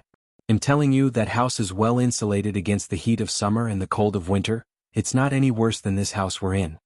Grandma Wu had always envied the owner of that Western-style house with a yard. She never imagined that it belonged to Wu Lan's brother. Getting a house upon a successful arrangement, it did seem that Wu Lan's brother really was well off. Wu Lan, observing the change in Grandma Wu's expression, added, Auntie, Dalong and Erlong haven't started school yet, have they? How can boys not go to school these days? Without an education, they'll struggle to find wives in the future. Wu Dalong and Wu Erlong were of school age, yet neither was attending school. It wasn't for lack of trying, but their family's financial situation couldn't keep up. Grandma Wu was worried too. After all, they were boys. What if they truly couldn't find wives when the time came? It must be said that Wu Lan had precisely struck Grandma Wu's most sensitive spot. Watching Grandma Wu's expression, Wu Lan pressed on, Auntie, even if not for anything else, you should consider it for the kids' sakes. Brother Jinshu and his wife have been in Beijing for many years and still don't have their own place to live. If Yenyun marries my brother, not only can he ensure Dalong and Erlong go to school, but he can also solve your housing problem. With a house, you can also move your household registration here, and your family will become locals in Beijing. Then, young girls will be throwing themselves at you. Why worry about Dalong and Erlong not finding wives? The terms Wu Lan offered were too favorable. Grandma Wu couldn't help but be moved. Her 2 grandsons would be able to attend school, they would have a Western-style house to live in, and become Beijing locals. This was the life she had longed for in her dreams. Yet she was, after all, a relative of the bride's side. She needed to maintain some decorum. It wasn't like her granddaughter couldn't find a husband. Grandma Wu took a bite of the egg cake and said, although that's what you say, your brother is looking for a second marriage and already has 2 children, whereas our Yenyun is still an untouched girl. Wu Lan patted Grandma Wu's hand. Auntie, I am someone who doesn't beat around the bush and I don't speak falsely. If what I say sounds unpleasant, please don't be angry. If your Yenyun wasn't a maiden with my brother's conditions, he really wouldn't consider Yenyun at all. Grandma Wu choked. Although Wu Lan's words were a bit harsh, they were indeed the truth. Wu Lan's brother had superior conditions, wealth and property. What did Wu Yenyun have? Wu Yenyun was nothing more than a few years younger than Wu Lan's brother. Chapter 8:11. Be a worldling and drink alcohol and eat meat _2. Wu Lan continued, my brother is very proud, always wanted to find an unmarried girl. Otherwise he would have married long ago. Why would he still be waiting? You don't know how many divorced women are willing to pay to marry my brother. Wu Lan wasn't really bragging. Wu Chang himself was quite a catch, and countless divorced women wanted to be with him. Unfortunately, Wu Chang didn't want anyone who had been married before. Actually, with Wu Chang's qualities, finding an unmarried girl would be very easy, but Wu Chang also demanded that the woman be beautiful. In Beijing there was no shortage of pretty young girls, But how many parents were willing to let their precious, unmarried daughters become stepmothers?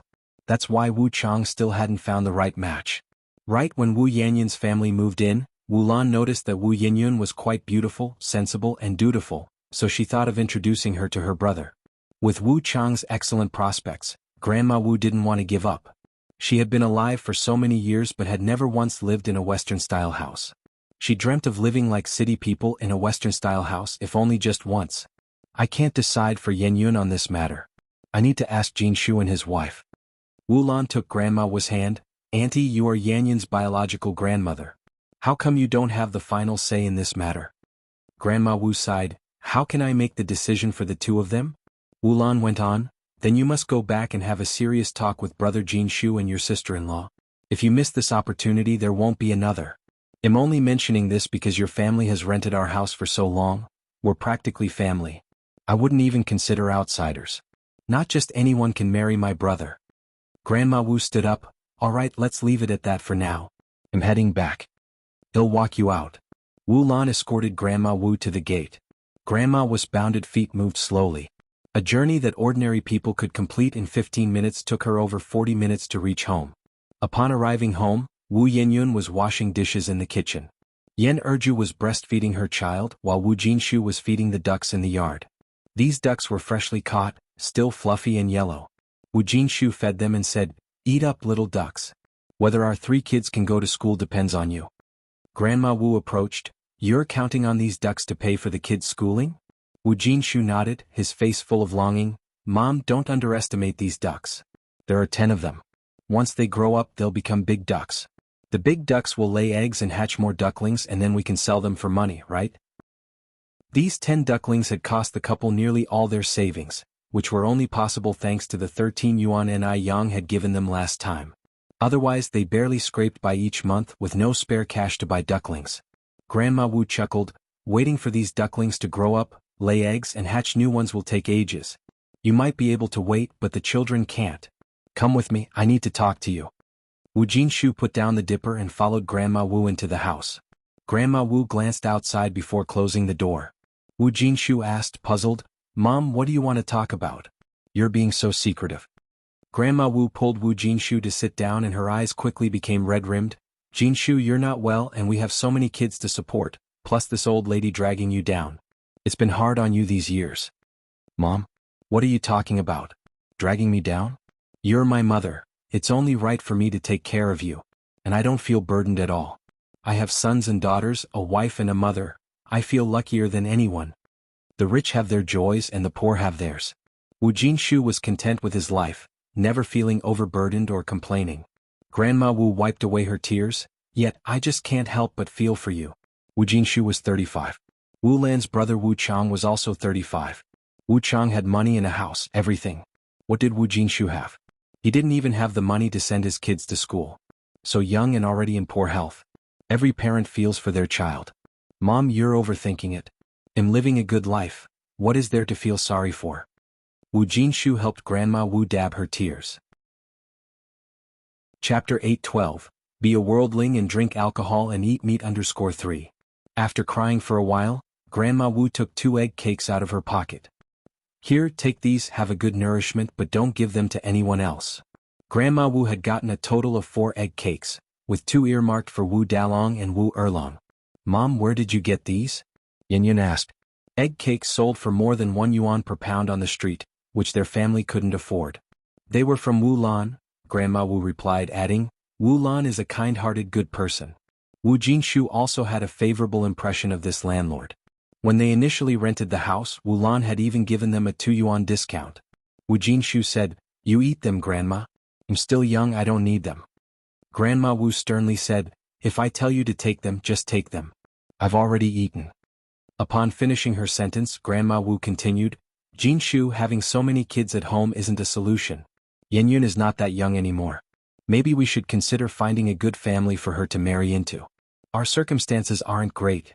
Finding her a good family could allow her to lead a comfortable life. No way. Wu Jinshu immediately objected. Yenyun is only 17 years old this year. How can we talk about marriage? I want her to continue studying. A girl, sooner or later, will have to get married. What's the use of studying so much? Grandma Wu persisted. In the past, girls her age already had several children. Grandma was thinking had been deeply ingrained from the old society. How could it be changed easily? Wu Jinshu said, "The past is the past and now is now, Mom. Men and women are equal now. Besides, Teacher Zhao said Yenyun is a promising student and she's bound to get into a good university. I would go to any length to ensure Yenyun gets an education." Yenyun had always been in school until the Wu family could no longer afford the tuition, which is why she had dropped out to take care of children at home. The teacher had made countless home visits to get Yenyun back to school. But the family was just too poor. Grandma Wu sighed. "We don't have enough money for our own sons to attend school, and now we're pushing to send a girl to school? Honestly, I wonder whether this father is really related by blood." Wu Jinshu frowned slightly and lowered his voice. "Mom, didn't we agree not to bring this up anymore? Why are you starting again?" Yenyun was not the biological daughter of Wu Jinshu and Erju.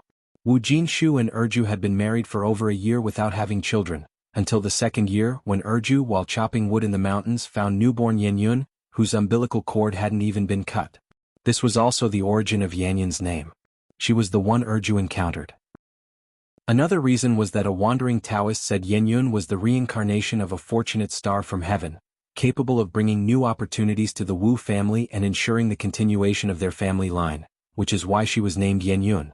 Meat and Chinese characters combined the surname of the husband and wife, making her full name Wu Yenyun. Interestingly, when Yenyun was 8 years old, Erju indeed became pregnant and smoothly gave birth to Wu Dalong. When Yenyun was 11, Erju gave birth to Wu Erlong, and last year to Wu Xiaolong. The births of these 3 children one after another made the couple very happy, and their fondness for Yenyun grew as well. They believed it was Yenyun who had brought these new opportunities to the Wu family. "Do you think I want to bring this up? I mentioned it because it seems you've even forgotten your own sons." Grandma Wu grabbed Wu Jinshu's hand. "Jinshu, I'm 67 this year and who knows when my time will come. If I don't see Dalong and Erlong going to school and your family living in a small Western-style house before I go, I won't be at peace. As long as the family is healthy and happy, it doesn't matter where we live, Mom. You really don't need to worry about this," Wu Jinshu said. Upon hearing this, Grandma Wu felt her nose twitch and started crying again. "You keep saying you want to honor me. Is this how you honor me? Everyone else's parents are living in small Western-style houses, and here am I, staying in this dark, haunted place. People aspire to move up, water flows downhill. Do you think I don't want to live in a small Western-style house? Your father died early, and it was I who brought you up single-handedly, carrying you through the Great Famine. I chewed on tree barks and ate clay. Think about it, when did I ever let you and your sister eat such things? A child doesn't know the parent's heart, a child doesn't know." Grandma Wu's spouse had died early, leaving her to raise 2 children alone. Chapter 8:13. Be a worldling and drink alcohol and eat meat. 4. Being a woman with bound feet, she couldn't handle heavy labor. Over those years to bring up her 2 children, she endured every hardship imaginable. Wu Jinshu knew his mother had suffered a great deal and sighed, "Mom, it's my fault for being useless, for not having the ability to get you a nice Western-style house to live in. But rest assured, I believe that one day our family will be able to live in one." Grandma Wu wiped away her tears. "Will you burn one for me when I die? Living in a Western-style house is easier said than done." With the current economic situation of Wu Jinshu and Yen Erju, dreaming of a Western-style house was like waiting till the cows come home. Wu Jinshu helplessly replied, "Mom, don't talk like that, it's bad luck." Grandma Wu continued, "All I'm asking is for Yenyun to get married. Go and ask around, let everyone judge whether what I'm asking as a grandma is too much. Does any family's girl not get married? Does any family's boy not take a wife? What, is your daughter made of gold or something? That she won't get married in this lifetime?"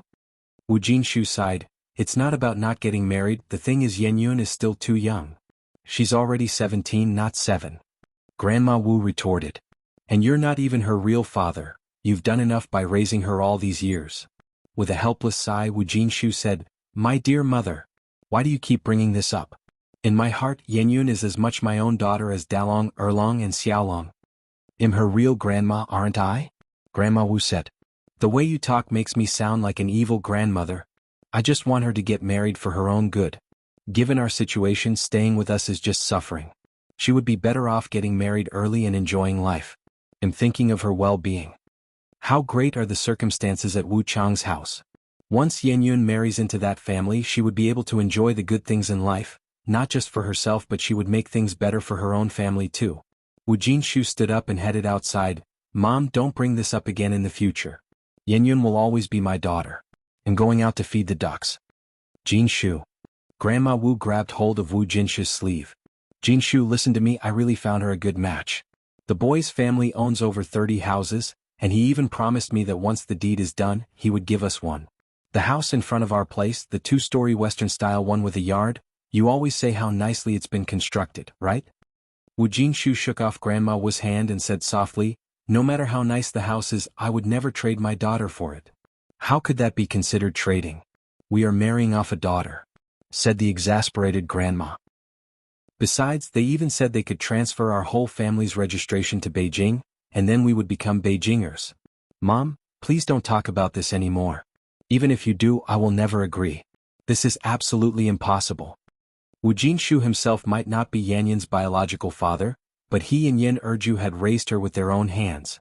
She might not be his own flesh and blood, but he cherished her just the same. He couldn't bring himself to do such a thing. Wu Jinshu opened the door and left Grandma Wu's room. Watching Wu Jinshu's departing figure, Grandma Wu sighed deeply. She just couldn't understand. Was that adopted child really that important? More important than a Western-style house and her own son? She couldn't fathom what kind of father Wu Jinshu was. After all, she wasn't trying to harm Yan Yun. She was looking to secure her a life of comfort. Most people couldn't even dream of marrying someone like Wu Chang. A child doesn't stay under parents' control forever. Grandma Wu wiped away her tears, recalling the hardships of her past and the grievances of the present. The more she thought about it, the sadder she became, crying so much that her eyes swelled. When she was young, she went without food and clothes. Now that she was old, she was still depriving herself. What for? For this family, for the children. But no one appreciated her efforts. They were all good people and she was the only bad one. No, this time she would have that Western-style house or else she couldn't die in peace. Seeing Wu Jinshu emerge from Grandma Wu's room, Yin Erju tugged at his sleeve. What was Mom talking to you about? It seemed so secretive with the door shut and all. To avoid friction between mother-in-law and daughter-in-law, of course, Wu Jinshu couldn't tell the truth. He pulled out 2 egg cakes from his pocket. You know how my mom is. She's always worried that I'm suffering. Someone gave her 2 egg cakes and she insisted on giving them to me.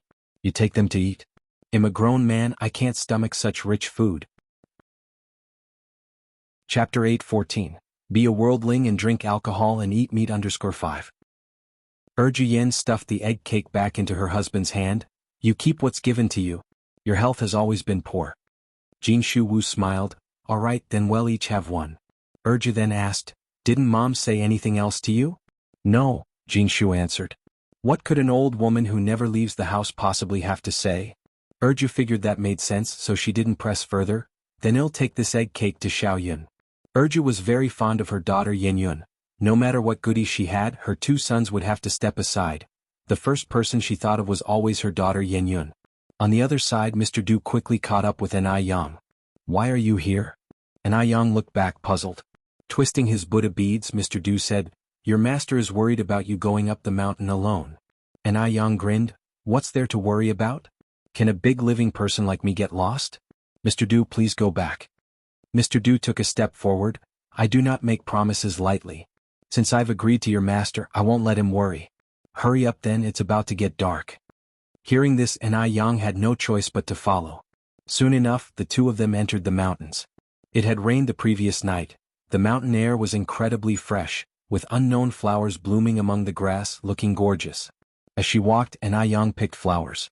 In no time, she gathered a large handful, the dazzling colors complementing her jade-like face. It was truly a case of the lady being lovelier than the flowers. Mr. Du followed behind. Didn't your teacher ever teach you to protect plants and flowers? An Yang placed the flowers into her basket. Didn't your teacher ever teach you to be more flexible in your thinking? The ancients said, if you have flowers, you should pick them before they wilt. Don't wait for the branches to become bare. Mr. Du was speechless. This young girl always managed to leave him at a loss for words. For the rest of the time, Mr. Du simply kept silent, quietly following behind. Conveniently, An Yang preferred not to be disturbed while she was digging for herbal medicine. The mountain woods were well preserved at this time, with all kinds of herbs to be found. The more Yang dug, the less she wanted to return. She even encountered several plants that had disappeared in later ages.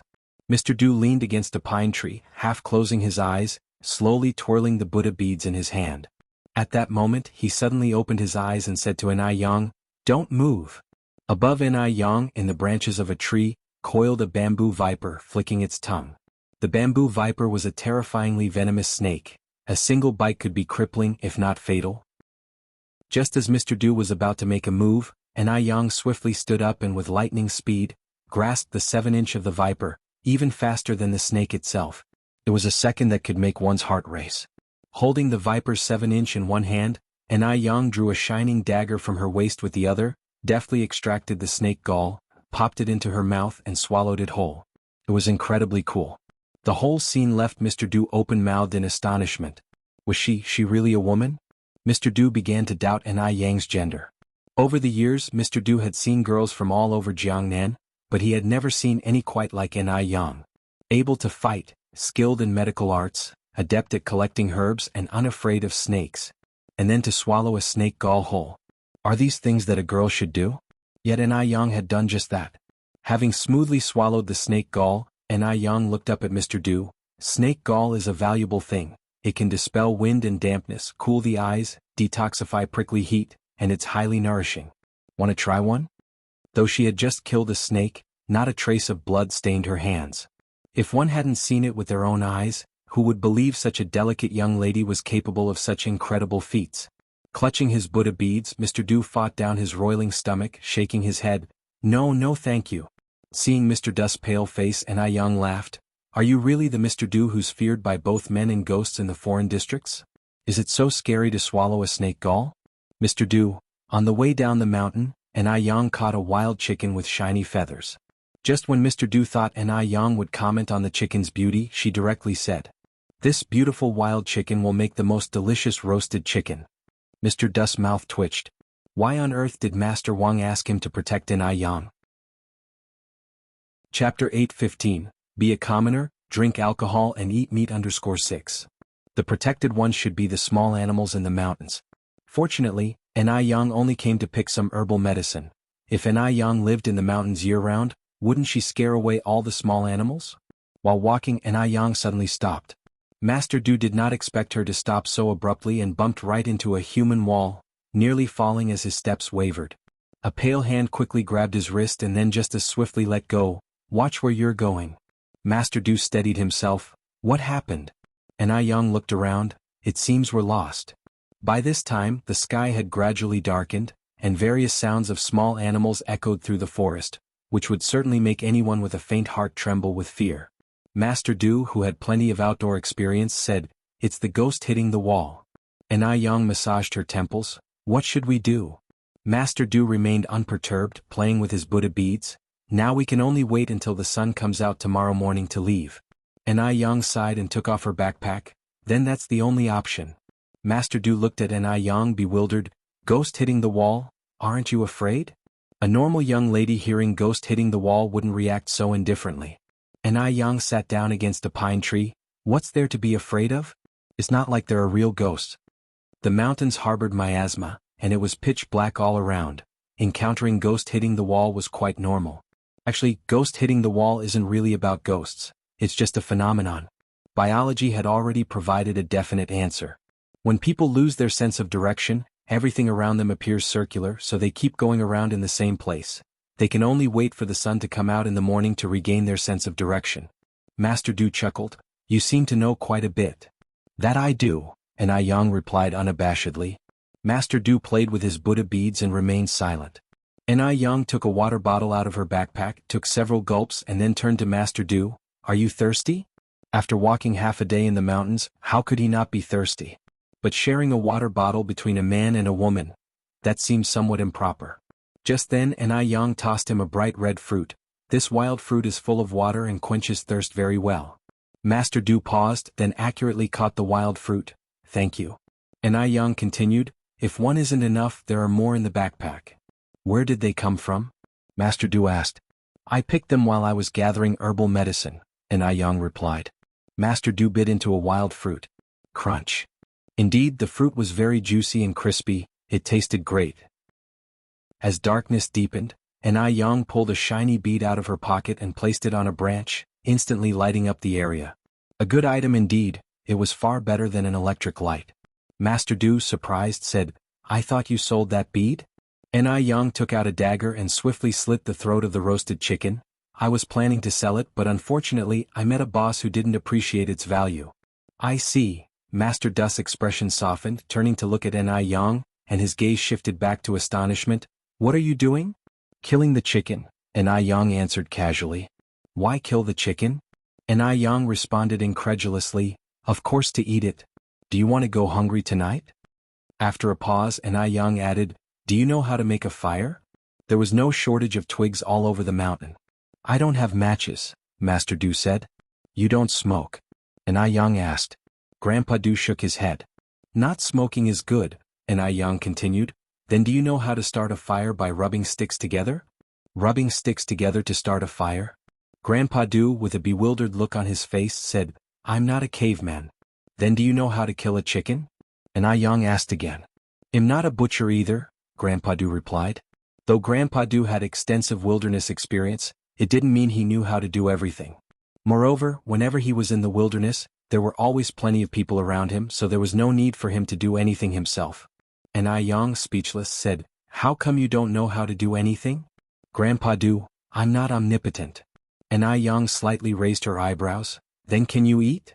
Grandpa Du, Yang, with a look of disdain, said, "Forget it, I'll do it myself. Self-reliance ensures abundance." Grandpa Du. Soon, the air was filled with the sizzling sound of fat dripping and the distinctive aroma of roasted chicken. Grandpa Du hadn't imagined that the principle of creating fire by rubbing with sticks was actually real. He was even more surprised that Yang could roast a wild chicken so deliciously in the wilderness. The bright flames reflected a pair of shallow eyes. She propped her chin with one hand and held a stick with the other, focusing entirely on the oil-sputtering roasted chicken. This reminded Grandpa Du of the firefox he was raising. Grandpa Du leaned against the pine tree, casually withdrew his gaze and looked up at the sky. The sky was filled with brilliant stars, the splendid Milky Way, where the cowherd and the weaver girl stared at each other from afar. Grandpa Du's fingers moved slightly, the Buddha beads also moved, and just then, a savory chicken leg was handed over. "Here, eat."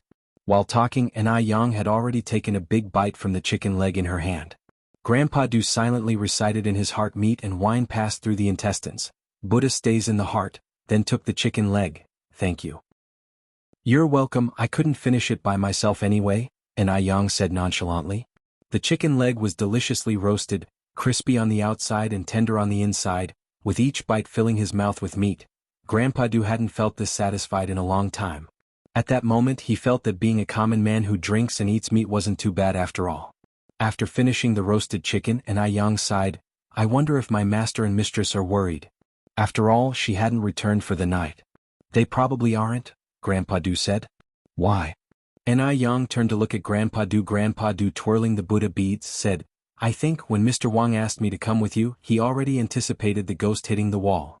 After all, Mr. Wang lived at the foot of the mountain, and he must be very familiar with the conditions in the mountain. He was so worried about Yang probably because he feared that she would be frightened if she encountered the ghost hitting the wall alone." Yang stood up and said, "That makes sense. I won't talk anymore, I'm going to sleep." Grandpa Du was momentarily taken aback. Where was she going to sleep? Before Grandpa Du could react, Yang efficiently climbed up a tree and lay on the trunk, her arms crossed. "Good night." However, as she lay down, her hair accidentally caught on a branch. Snap! A calligraphy brush fell by itself.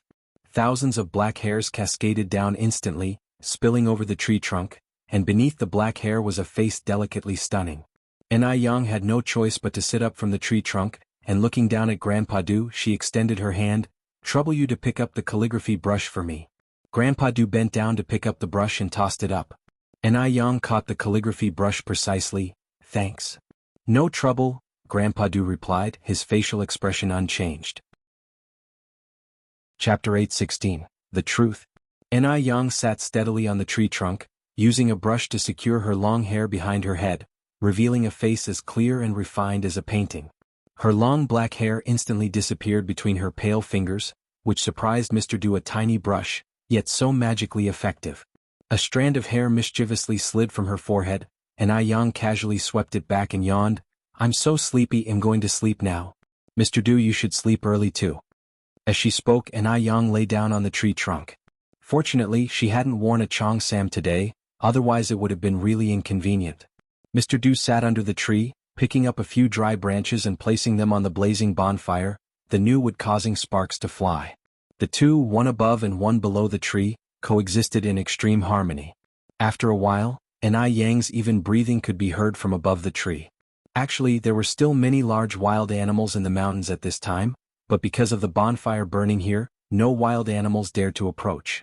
Mr. Du lazily leaned against the tree trunk, half squinting his eyes, twirling Buddha beads in his hand. It was unclear whether he was asleep or not. Yet, the bonfire below the tree kept burning until daybreak. Time passed, and in the blink of an eye, it was the next morning. The golden morning sun shone through the gaps in the tree leaves, casting a misty golden light in the forest, giving a lively and vibrant feel. Ah Yang slowly opened her eyes, looked at the tender green leaves above her, was momentarily bewildered, then sat up from the tree trunk, stretched her limbs and loosened her muscles.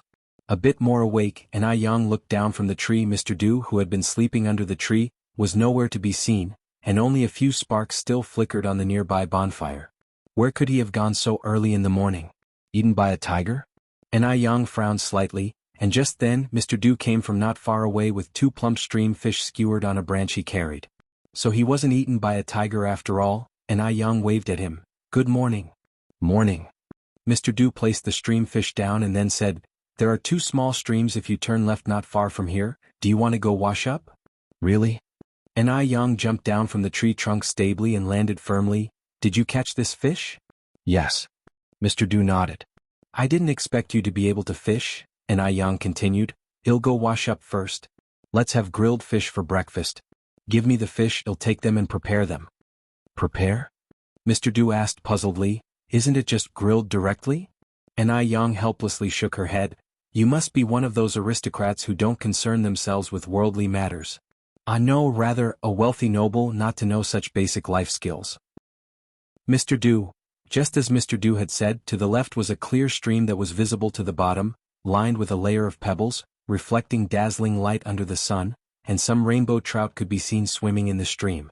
There were some copper coin grass and unidentified wildflowers growing by the stream, creating a beautiful scene that, in later generations, would definitely be a popular spot for photos. The cool water splashed on her face, immediately making her feel much more awake.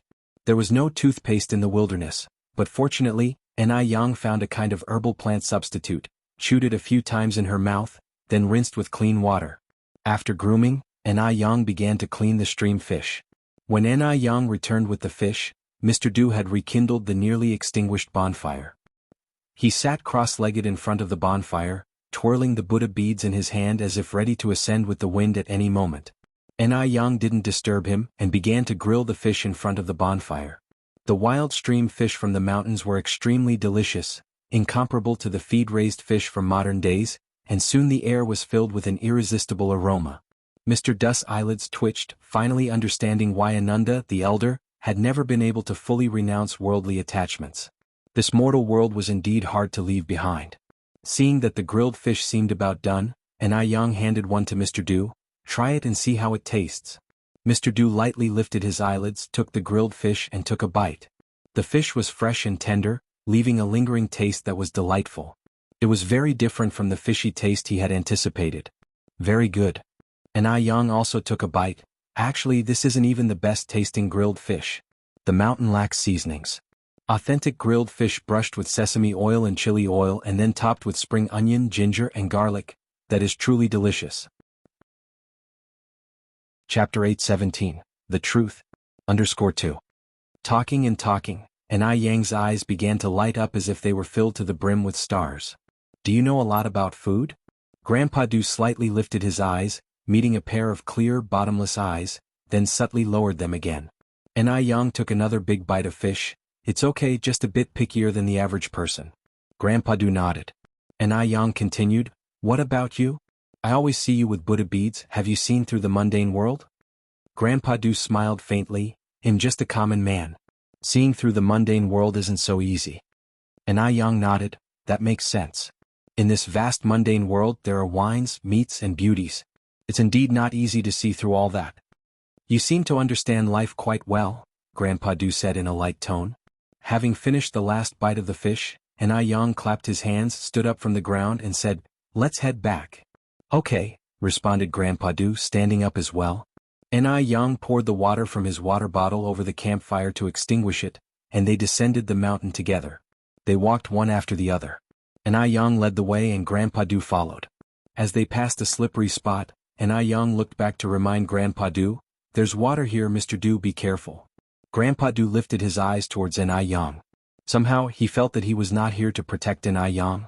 In fact, the one being protected had always been him.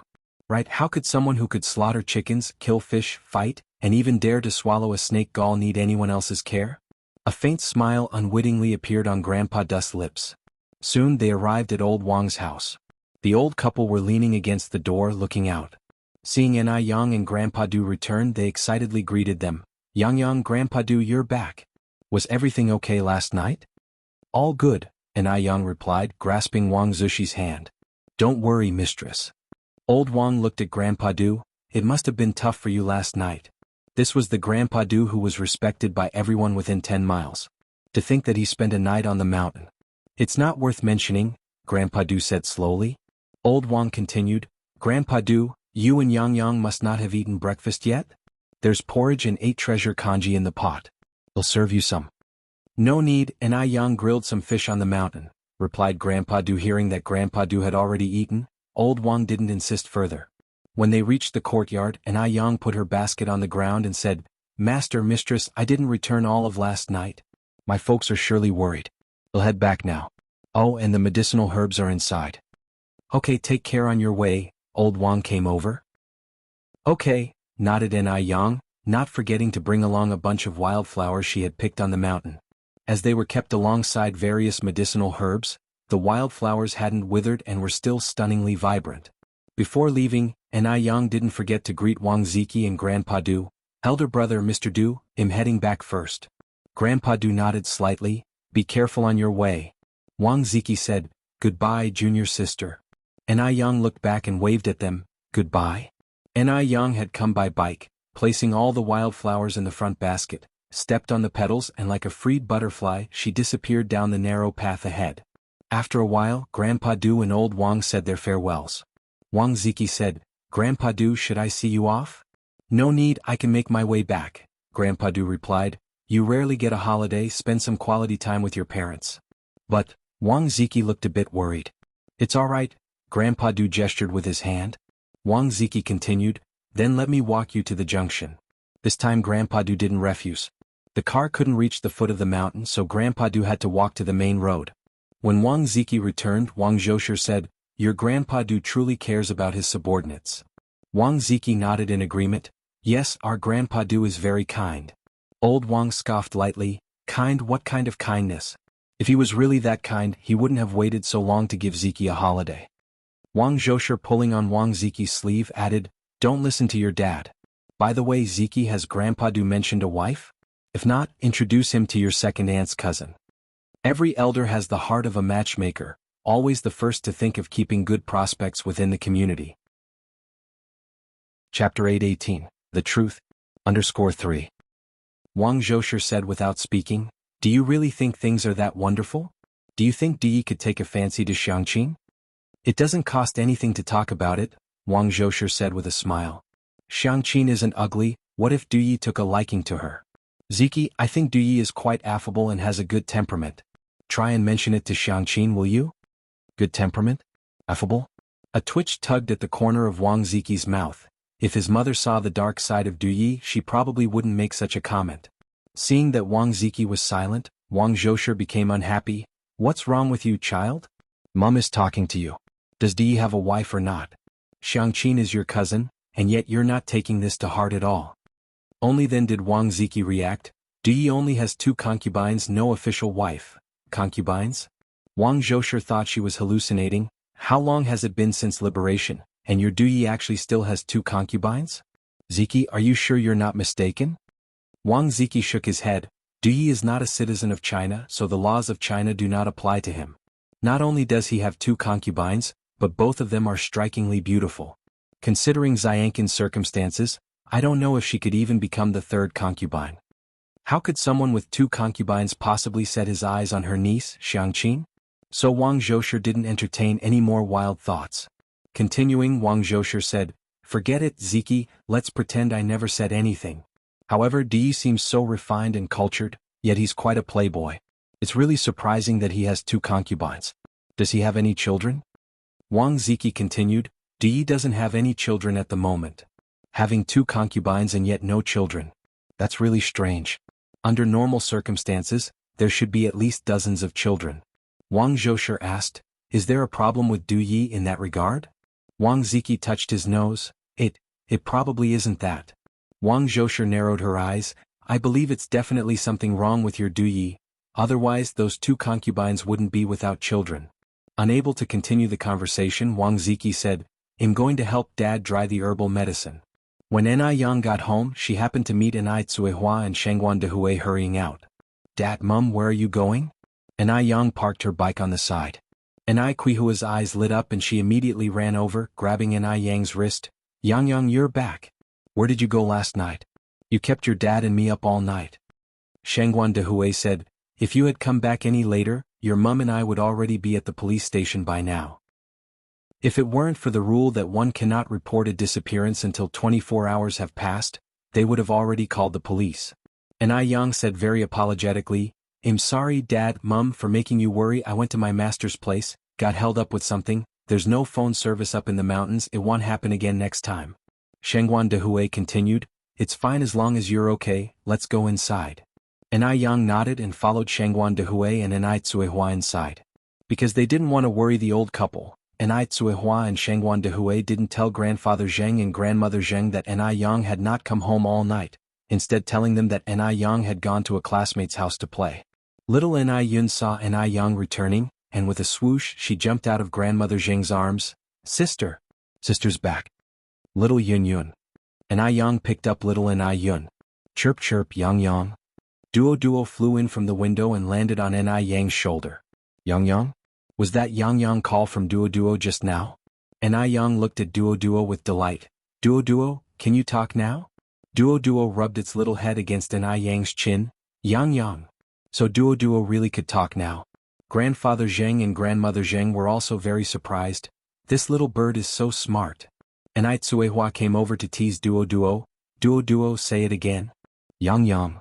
Duo called out with its voice raised again. Enai Tsuehua laughed as well. "Then call out Yun Yun." "Yang Yang." Indeed, Duo could talk, but it didn't say everything, it only knew Yang Yang. Zheng Xianjing came downstairs and, looking at this joyful family scene, her eyes filled with resentment. This was her home. This was where she had lived since she was a child, so why should these people take it over? Chapter 8:19. The Truth. _4. And that dead bird. It screeches all day long, annoying me to death. Just wait, one day it will turn into a real dead bird. Sister Xianjing, little Enai Yun, who liked Zheng Xianjing more, ran over to her with her little short legs. "Sister Xianjing, have some candy." This was little Enai Yun's favorite candy. Usually she wouldn't give it to anyone except Enai Yang. "Thank you, Yun Yun." Zheng Xianjing's face was full of smiles as she took the candy. Little Enai Yun reached out her hand to Zheng Xianjing. "Sister, hug." A hug. If you asked Zheng Xianjing who she hated most in this family, little Enai Yun was certainly one of them. Because the Zheng family's old master and old mistress really adored this wretched girl too much. Zheng Lingling had told her that when she was young, the old master wouldn't even glance at her, but now he took little Enai Yun out for a walk every day. His kindly appearance seemed like he had turned into another person. Was this wretched girl doing this on purpose? Did she know that she hated her and that's why she came running over to be hugged? Did she think she was some great treasure? That everyone in the Zheng family had to revolve around her? Zheng Xianjing suppressed the overwhelming jealousy and picked up little Enai Yun. "Yun Yun is so cute." Although she called her cute, her eyes were filled with venom. Little Enai Yun looked at Zheng Xianjing, then struggled to get down. "Let me down, I want down." Zheng Xianjing put down little Enai Yun. Little Enai Yun quickly ran over to Enai Yang. "Sister, hug." Enai Yang bent down and picked up little Enai Yun. Little Enai Yun was so scared that she tightly wrapped her arms around Enai Yang's neck, whispering, "Sister, I'm scared." "Don't be afraid." Nai Yang soothed little Nai Yun gently. Little Nai Yun rested her head on Nai Yang's shoulder and dared not look at Zheng Xianjing again. Zheng Xianjing narrowed her eyes slightly. She just knew this wretched girl did it on purpose. She did it on purpose, making the old master and old mistress dislike her. Damn wretch. Zheng Xianjing clenched her fists, but a smile crept onto her face as she continued, Yang Yang is back. Last night you didn't come home, auntie and uncle were so worried. From now on you must let everyone know where you're going, otherwise the family will be very anxious, won't they? And Yang nodded. Yes, you're right, Sister Xianjing. Seeing that the old master and old mistress had no reaction to this conversation, Zheng Xianjing became even more furious. If it had been her staying out all night, the old mistress would surely have scolded her. But now that it was Yang, she had no reaction at all, not even pretending to care. That was the difference between a real granddaughter and an outsider. Yang, not bothering with Zheng Xianjing, went upstairs with little Nai Yun to see Zheng Suyu. She had almost figured out the 13 ghost points, and the next task was to heal Zheng Suyu, the only person who knew the truth. Ever since Wu Jinshu rejected Grandma Wu yesterday, she had fallen ill in bed today, huffing with anger. Wu Yenyun came to bring Grandma Wu lunch. Grandma, time to eat. Seeing Wu Yenyun enter, Grandma Wu immediately turned around, her back facing Wu Yenyun. I'm not hungry, take it back. She couldn't face Wu Yenyun right now. Seeing her made her think of that small Western-style house with a courtyard in front. That should be the Wu family's house, but now, others were living there. Grandma Wu felt her heart clenching in pain. Wu Yenyun sighed, you should eat a little, otherwise your body won't hold up. You go out, Grandma Wu said. Just then footsteps sounded outside. Mom. Mom. Hearing this voice, Grandma Wu suddenly forgot everything, sat up from the bed. Jinim here. In here. A neatly dressed middle-aged woman came in from outside. Mom, why are you sleeping in the middle of the day? This woman was Grandma Wu's younger daughter, Wu Jinjin. Wu Jinjin's fate was relatively good.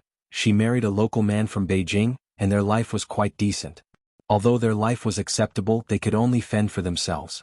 Wu Jinjin was a filial daughter who often bought delicious foods to visit Grandma Wu. Wu Yenyun immediately politely greeted, Hello, Aunt. Wu Jinjin nodded, Yenyun. After speaking, she continued, Yenyun, why don't you go out and play with your brothers? I'll take care of Grandma. All right. Wu Yenyun nodded and walked towards the door. Chapter 820, The Truth, _5. Wu Jinjin closed the door after Yenyun left and immediately took out 2 chicken legs wrapped in oil paper from her bag. Mom, these are the chicken legs I saved especially for you. You should eat them while they're still warm and make sure none of those kids see them. Having chicken legs, Grandma Wu certainly didn't want to eat them herself. She wanted to save them for Wu Jinshu and her 2 grandsons. Although her son was somewhat disobedient, she was still a mother. How many mothers would hold a grudge against their son? Grandma Wu carefully put away the chicken legs. I just had dinner and can't eat any more right now. I'll save them for later. Wu Jinjin did not know Grandma Wu's cautious thoughts and continued, Mom, what's going on with you? Lying in bed in the middle of the day, are you feeling unwell? Speaking of this, Grandma Wu sighed deeply. It's like this. Grandma Wu recounted the entire story to Wu Jinjin without missing a word. Wu Jinjin, surprised, said, Such a great opportunity and my brother disagrees? Wu Lan's family conditions in high society might only be considered ordinary, but compared to families like Wu Jinjin's and Wu Jinshu's, they were definitely wealthy. For Yenyun to marry into such a family would be marrying above her status. Grandma Wu said, That stubborn brother of yours, he says he won't sell his daughter. Wu Jinjin grabbed Grandma Wu's hands. Mom, you can't listen to my brother on this. While you're still here, you should be the one calling the shots. Not to mention Yenyun isn't even my brother's biological child. Even if she were, marrying into such a well-off family would be a huge stroke of luck for her. If it were someone else, they might not even be able to marry so high. Grandma Wu sighed. The man is as old as your brother and already has 2 daughters. Your brother probably feels pity for Yenyun marrying into a family and becoming a stepmother. Being a stepmother is not easy these days. Wu Jinjin said, What about being a stepmother?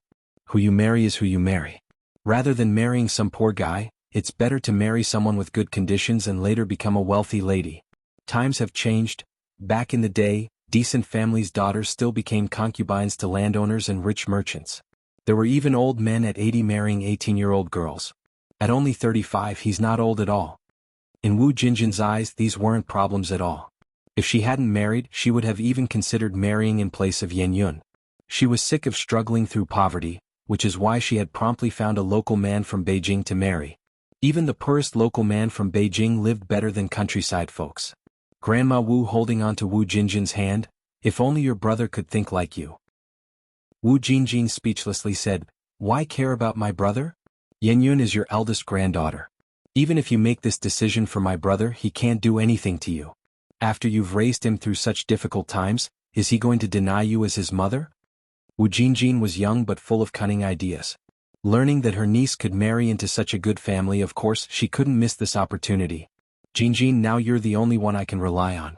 Tell me, Mom, what should I do? Grandma Wu eagerly held Wu Jinjin's hand. Wu Jinjin smiled. Mom, listen to me. Wu Jinjin whispered a lot into Grandma Wu's ear. After listening, Grandma Wu felt a burden lift from her heart and smiled. The old saying is right, a daughter is a mother's little quilted jacket. Wu Jinjin continued, Mom, since Yenyun is so beautiful, you should ask for a larger dowry. Grandma Wu said, Lanzi already promised me that once it's settled, he'll give our family that 2-story townhouse with a courtyard, and he'll also sort out our household registration issues, and take care of Dalong and Erlong's schooling. Mom, do you have such low aspirations? Wu Jinjin continued, the reason they're offering such favorable terms is because they really fancy Yenyun. Our family has only one beautiful girl like Yenyun. Once this chance is missed, there will be no next shop, so why not ask for more while you can? Besides, our family has raised her for so many years, it's time she gave back. The more Grandma Wu listened, the more she felt Wu Jinjin was making sense. So, Jinjin, what should we ask from them? Grandma Wu asked. Wu Jinjin said, why ask for objects? Objects are trivial. Of course, it's most reliable to ask for money. Their family has money, right? Besides those 3 promises you were given last time, ask for an additional 2,000 yuan. Chapter 821, The Truth. _6. 2,000 yuan? At this time, an ordinary family would need about 10 years to earn 2,000 yuan. Grandma Wu got a fright. Will they give it? Wu Jinjin said, if they don't give it, then don't marry off. Anyway, my brother doesn't even want to marry Yenyun off yet. Besides, Yenyun is so beautiful, she might meet someone even better later on. In actuality, Wu Jinjin was well aware that since that household was willing to offer a house to take a bride, it meant they were not lacking those 2,000 yuan. 2,000 yuan was a huge amount for him, but for well-off families, it can be managed. Grandma Wu nodded, thinking Wu Jinjin made a lot of sense. Wu Jinjin continued, Mom, I'm Yenyun's aunt and I held her when she was little, you see. If this deal goes through, shouldn't you give me some benefit? Grandma Wu then said, isn't your family living quite well? Why care about such a little money? What well? Wu Jinjin said, my mother-in-law is totally unreasonable, plus since I come from another place she looks down on me. She always gives me these looks.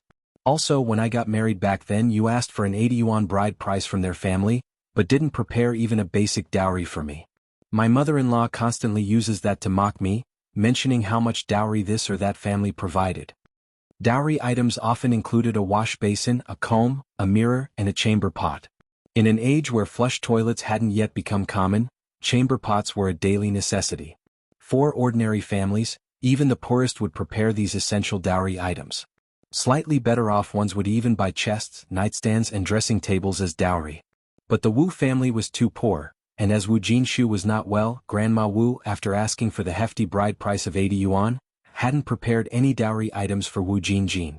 Knowing she hadn't handled things properly back then, Grandma Wu sighed and said, Jinjin, you've suffered a lot at the Li family over these years, but I had no choice, you know our situation. Let's not talk about the past, Wu Jinjin said. Mom, this time you have to support me in front of my in-laws. Don't worry, I won't ask for too much. Recalling her daughter's suffering at her in-laws' house over the years, Grandma Wu nodded firmly. Okay. Jinjin, how much money do you want? Wu Jinjin said, actually, I don't really want money. I just hope you can buy me a bicycle, and also, I want a sewing machine. At that time, a bicycle alone cost nearly 300 yuan, and a sewing machine would cost even more. Grandma Wu was really reluctant, but thinking of Wu Jinjin's sufferings at her in-laws, she gritted her teeth and agreed. Just a bicycle and a sewing machine? Even if both items together cost 1,000 yuan, she would still have 1,000 left. Besides, they would still get a house and a Beijing household registration. Considering that, they weren't losing out.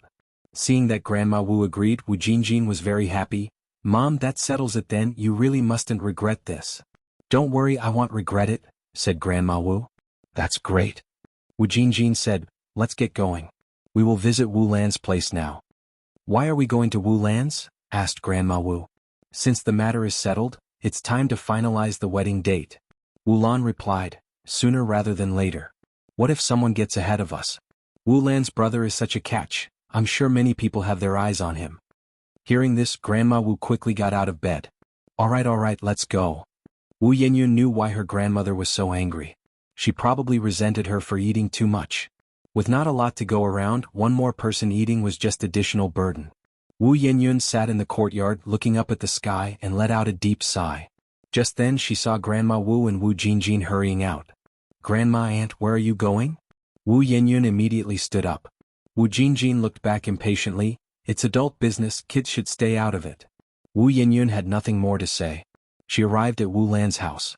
Wu Lan welcomed Grandma Wu and Wu Jingjin with her usual warmth. Wu Jingjin, who was eloquent, clarified the purpose of their visit in just a few words.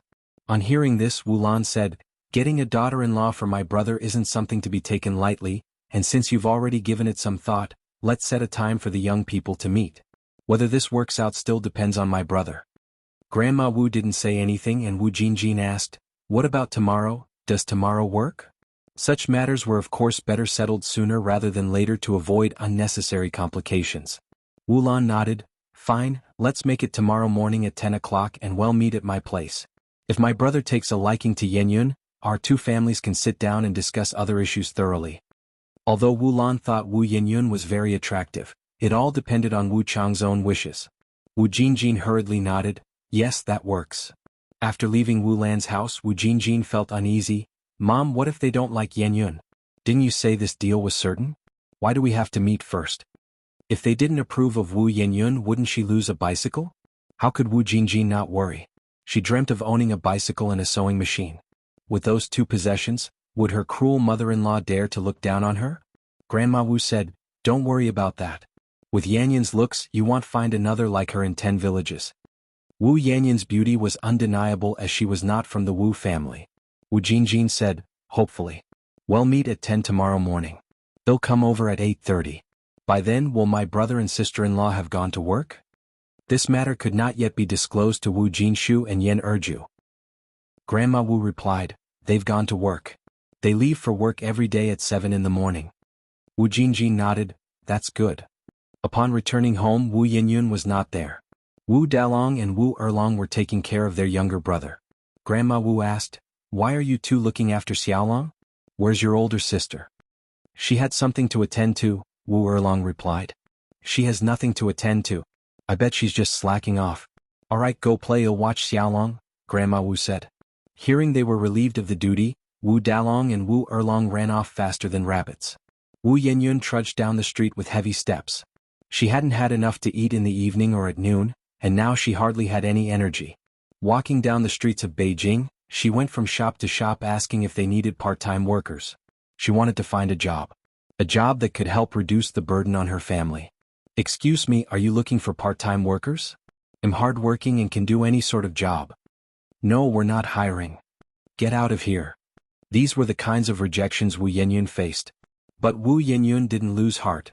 She continued asking from one place to the next, desperately hoping to find some part-time work.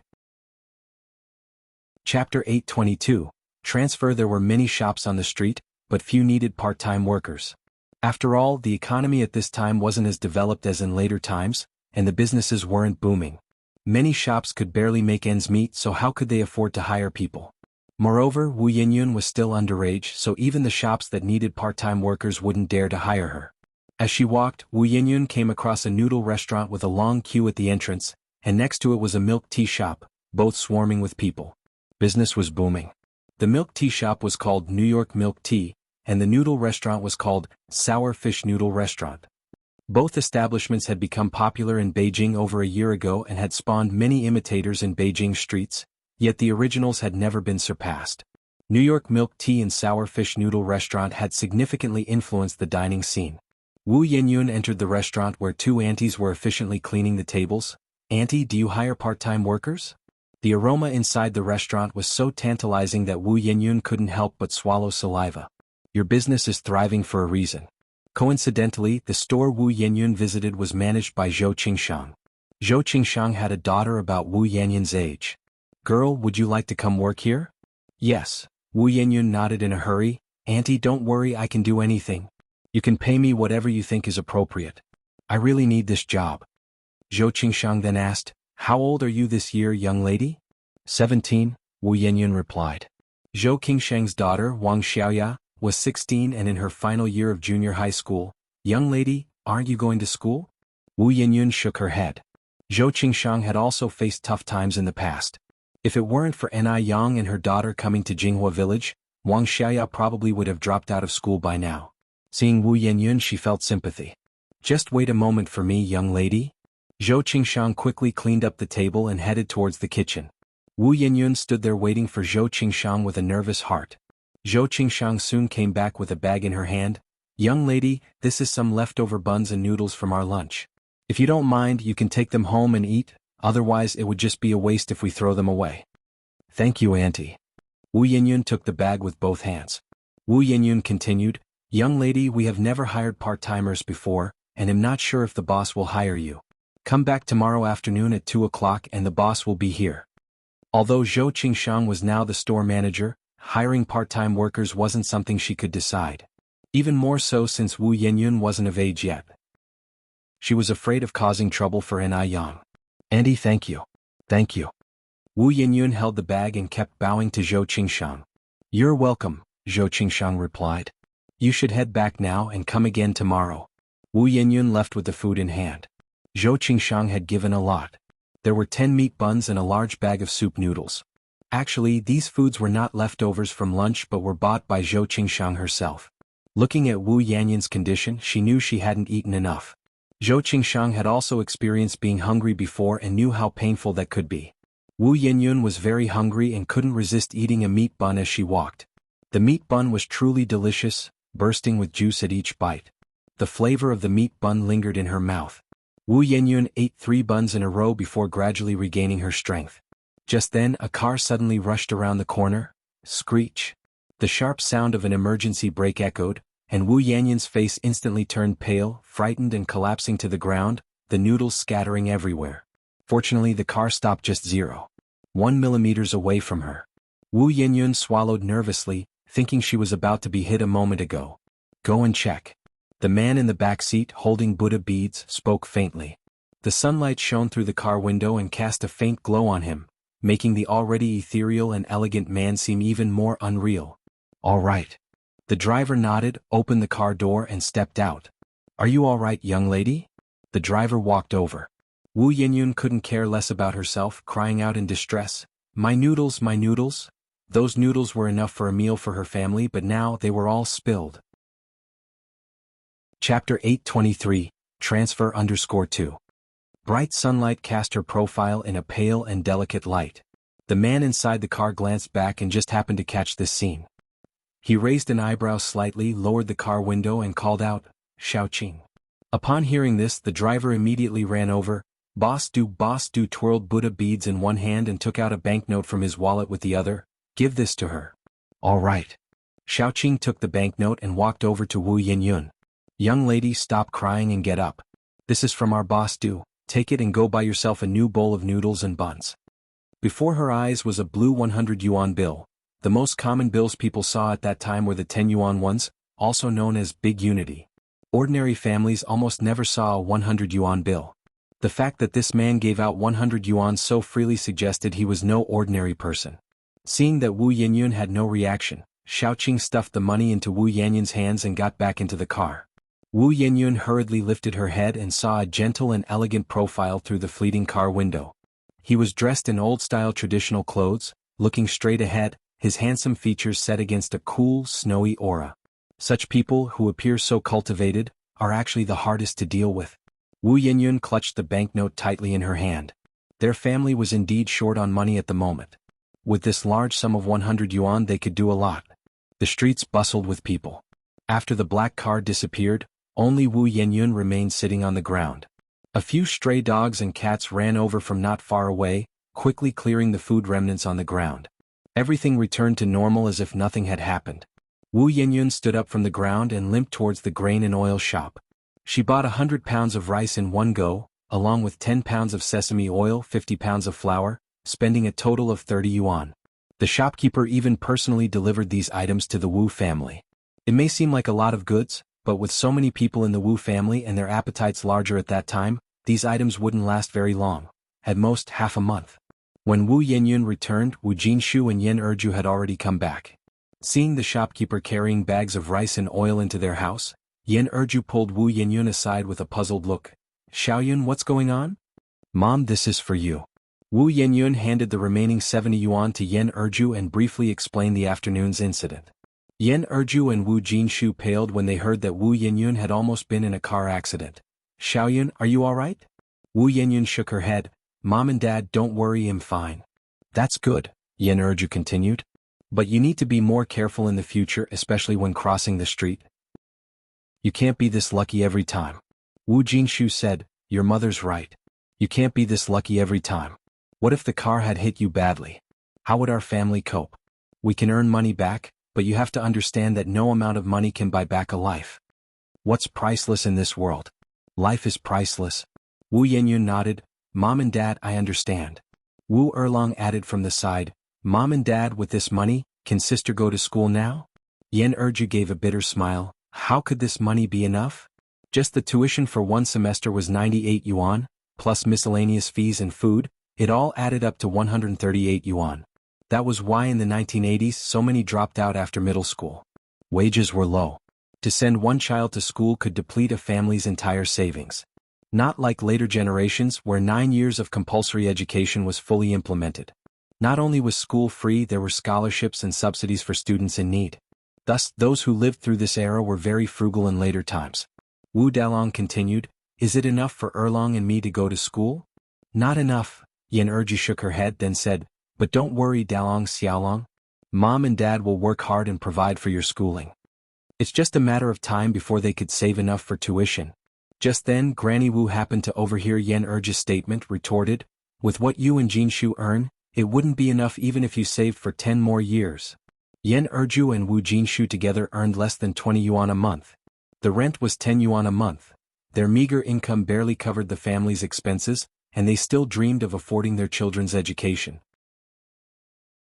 Chapter 824, Transfer_3.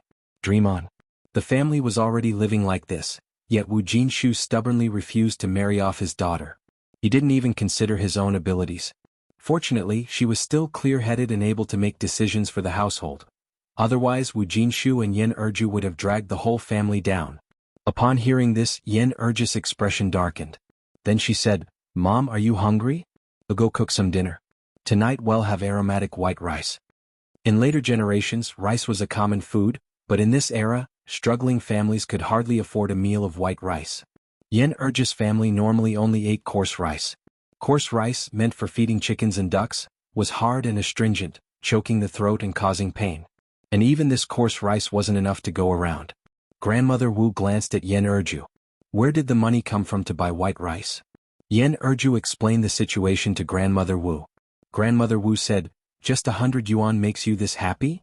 Wu Yinyun could exchange for a small Western-style house plus 2,000 yuan. How happy would Yen Erju be then? After Grandmother Wu left, Yen Erju tugged at Wu Jinshu's sleeve. "Why do I feel like Mom was a bit strange today? She didn't even care about 100 yuan. If others heard, they might think our family is rich." Wu Jinshu wasn't concerned. "That's just how my mom is, probably just in a bad mood today." Yen Erju didn't dwell on it and turned to Wu Yinyun. "Xiaoyun, go rest for a bit. I'll make dinner today." Wu Yinyun rolled up his sleeves. "Mom, you've been tired all day. Let me do it." Yen Erju smiled and said, "Mom's not tired. You, on the other hand, must have been really scared by that car just now. Go rest, you've been working hard these days too." Unable to argue with Yen Erju, Wu Yinyun reluctantly went to his room to rest.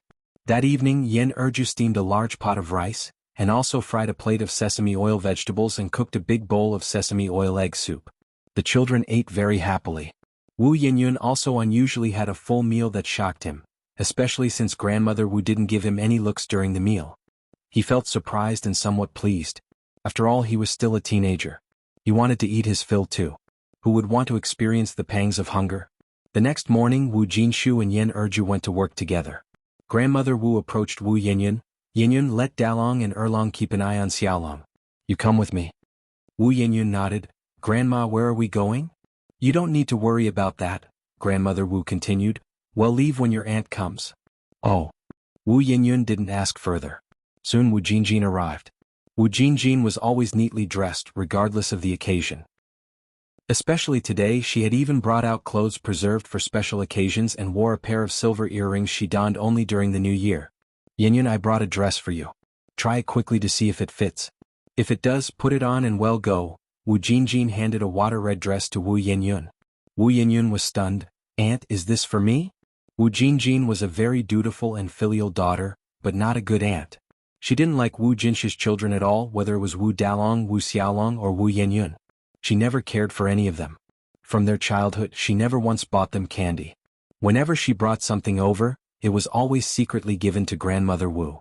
Wu Yinyun was surprised when Wu Jinjin suddenly offered her a dress. Wu Jinjin smiled and said, Look at you asking such questions. If it's not for you, who else could it be for? Go change quickly, we have to go out soon. Convinced that the dress was for her, Wu Yinyun went back inside the house to change. After Wu Yinyun left, Grandmother Wu expressed her dissatisfaction. You work hard for your money, why waste it buying clothes for her? It's not bought, this dress belonged to Jianli when she was younger, Wu Jinjin replied. Jianli was Wu Jinjin's sister-in-law.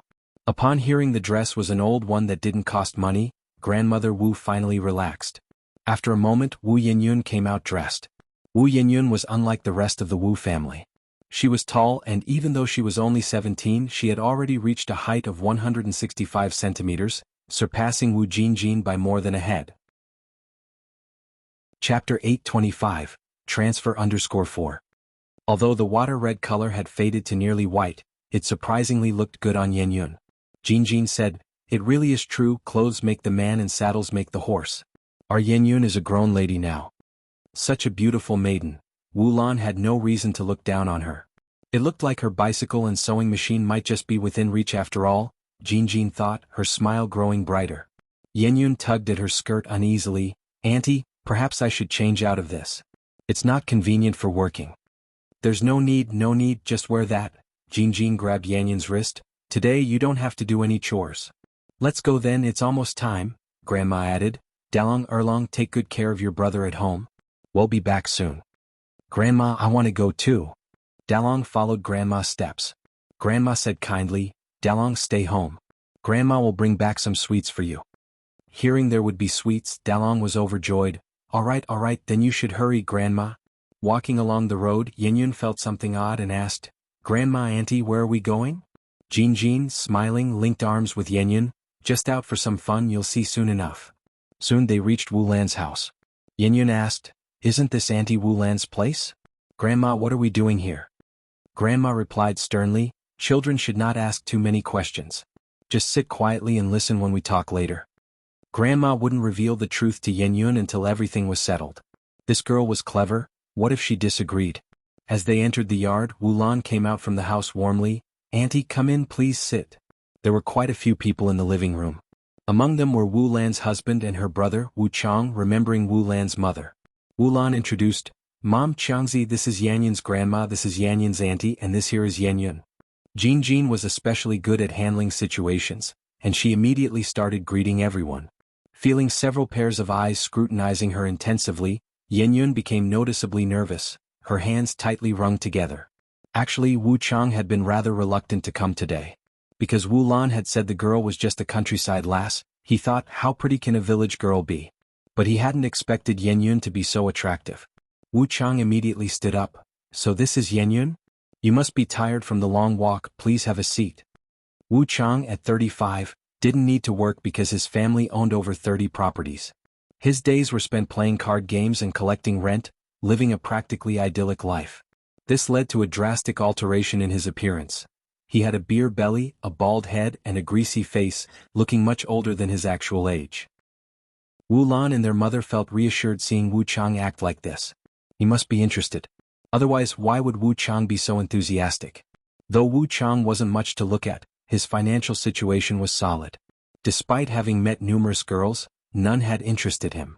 Finally finding one that satisfied him, their mother heaved a great sigh of relief. And not only was the girl pleasing to Wu Chang, but she also greatly satisfied the mother-in-law. She was beautiful and seemed easy to handle. As a mother-in-law, she didn't want a strong-willed daughter-in-law. If she ended up with such a daughter-in-law instead of being taken care of, she would be the one catering to the daughter-in-law. Jin and Grandma, sensing the situation, urged Yenyun to sit down. Xiaowu says sit down, so quickly take a seat. Yenyun had never experienced anything like this, but she vaguely understood that today's visit was far from a simple courtesy call. There was definitely something else going on. Yenyun felt uneasy, especially unable to endure Wu Chang's blatant stares. She had barely touched the sofa when she quickly stood up. Grandma, Auntie, I have something to do, I need to go back. After saying that, she left the place as if escaping. Although Wu Lan's house was as splendid as a palace, it made her feel suffocated. It was only after running outside that Yenyun could finally breathe more easily. Grandma was livid. Chapter 826, Transfer_5. This wretch. How she embarrasses her. Does she think she's such a hot commodity that no one else will do but her? Wu Chang looked at Wu Yanyun's retreating figure. Why did she leave? With his conditions, how could Wu Yanyun not be impressed? Wu Jinjin said with a smile, trying to smooth things over. Our Yenyun has never been in a match before, it's her first time riding the wedding sedan, she's just shy. Xiaowu, please don't take it to heart. She's quite satisfied with you. Hearing this, Wu Chang breathed a sigh of relief. Well, that's good. Wu's mother glanced at Wu Jinjin and said indifferently, Can you speak for your niece? When Wu's mother was not retired, she was the head of the local district. She was always serious and had a thorough way of addressing issues. This matter isn't so simple. Wu Jinjin smiled and said, Auntie, I can't decide on this matter, but my mom can. Yenyun is my mom's granddaughter. Upon hearing this, Wu's grandmother immediately agreed. Yes, I can decide on this. Wu's mother continued, Our Wu family has always been clean and keen, we never do things that trouble others. It's either a yes or a no, forced melons are never sweet. Our family has money, what kind of daughter-in-law can't we find? Wu's mother is a respectable person, she definitely doesn't like doing things that can't be put on the table. Wu's grandmother agreed, Yes, you are right, rest assured even though I am old I can still handle this. Wu's mother continued, Although you are the girl's grandmother, this matter still needs to be approved by your son and daughter-in-law, right? Wu's grandmother couldn't respond to this. Because Wu Jinshu and Yen Erju didn't know anything about this matter. Wu Jinjin hurriedly chimed in with a smile. Auntie, I'll just tell you the truth, the situation in our family is rather complicated. Yenyun isn't my brother and sister-in-law's biological daughter. Yenyun was picked up by my mom from the mountains, and it was my mom who raised her from infancy. She has no connection with my brother and sister-in-law, so as long as my mom agrees, it's settled. Wu's grandmother was startled. In her heart, she silently gave Wu Jinjin a thumbs up, truly her own clever daughter, quick to react, lying without a draft. Hearing this, Wu's mother nodded, I see. Since she isn't her own and was raised solely by the elderly lady, then this matter should be easier to handle. Wu Chang nudged Wu's mother. Wu's mother knew what her son meant and continued, You all know the situation of our family. Jiangzi now has 2 daughters. The young lady, if married into our family, doesn't need to do any work. She just needs to take care of me and the 2 children and of course cook and do Qiangzi's laundry. Wu Jinjin laughed and said, These are all small matters. What household's new bride doesn't do these? Moreover, Jiangzi currently only has 2 daughters, it certainly won't work for them not to have a son. After all, we Wu family are not short of money. I mean, no matter how many children, we must have a boy to carry on the Wu family line. Whenever, wherever, there are always those who value sons over daughters.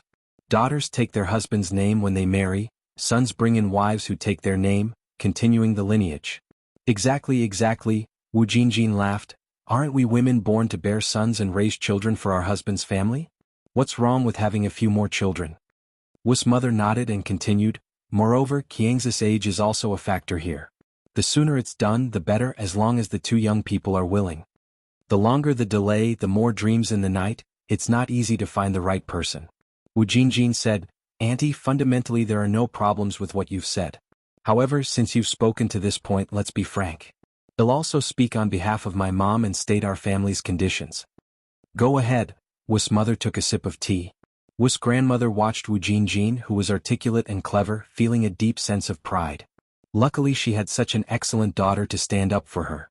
Wu Jingjing continued, aside from the household registration and small Western-style house your family agreed to up front, our family also wants a dowry of 3,000 yuan. 3,000 yuan? Wu's grandmother looked at Wu Jingjing, surprised. Wasn't it agreed it would only be 2,000 yuan?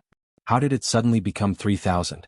Wu Jingjing gently patted Wu's grandmother's hand, signaling her not to be surprised. Chapter 827, Transfer_6. She had figured it out, the Wu family was not short of money at all. Since they weren't hard up, of course she had to ask for more. Such lavish wealth only came once in a lifetime. Hearing this, Wu's mother placed her teacup on the table and gently tapped it. Are you selling your daughter or marrying her off? Country folks are country folks indeed. When it comes to marrying off a daughter, they don't beat around the bush. Even if she wasn't their own flesh and blood, did it have to be this ruthless?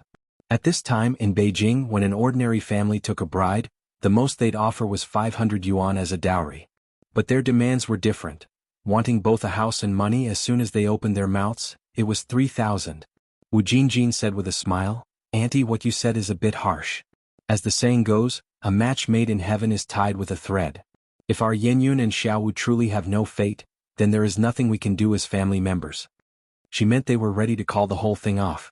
Wu Chang panicked as soon as he heard this. We are fated. Yenyun and I are very much fated. I agree to the 3,000, none of the conditions you've proposed are a problem. Wu Yenyun was so beautiful and still an untouched young lady. It wouldn't matter if it were 3,000 or even 30,000, Wu Chang would find a way to gather it. Wu's mother inwardly rolled her eyes at Wu Chang, frustrated with his lack of resolve. She had planned to bargain down the price, yet her son was so weak-willed in front of a beautiful girl that he couldn't even move his feet. Now that everything was out in the open, Wu's mother didn't beat around the bush either and continued, to show the Wu family's sincerity, let's draw up an agreement, pay the dowry now, then choose a day for both families to sit down for a meal together, and settle on a wedding date. As for the house, your family can only move in after the young couple is married. Agreed, Wu Jingjing nodded. Wu's mother turned her head to look at Grandma Wu. What about you? Do you see any issues? Yenyun had been raised by her hands after all, and Wu's mother felt it necessary to ask for Grandma Wu's opinion. Grandma Wu said, I have no objections. They were willing to pay so much, offer a house and move the household registration. What could she possibly object to? Wu's mother had come prepared today. She took out 3 stacks of RMB from her bag. Here is 3,000 yuan. Let's write up an agreement and consider this matter settled. Good, Grandma Wu nodded. Both Grandma Wu and Wu Jingjing were illiterate, so how the agreement was drawn up was entirely up to Wu's mother and Wu Lan. They only had to press their fingerprints as confirmation. It wasn't until they left Wu Lan's house that Grandma Wu still felt somewhat surreal. Jingjing, does our family really own a 2-story Western-style house with a yard now? Of course it's real. Wu Jingjing nodded. Not only that, you now have 3,000 yuan in your pocket too. Grandma Wu felt her pocket. Sure enough, those thick stacks of banknotes were still there. Wu Jingjing continued, how about it? I've got skills, don't I? The dowry was 2,000 yuan, and I managed to get it up to 3,000. According to your thinking, we would have just taken one house and nothing else, wouldn't we have lost out big time? A full 3,000 yuan. What ordinary family could have so much money? Wealthy people really are different. Grandma Wu said with a smile, yes, you are capable. No wonder they say a daughter is a mother's little padded jacket. Wu Jingjing went on, Mom, now that we also have money, let's go buy a bicycle and a sewing machine, shall we? Sure. Let's go now. A bicycle and a Singer sewing machine together cost over 1,100 yuan, but Grandma Wu wasn't hesitant to pay.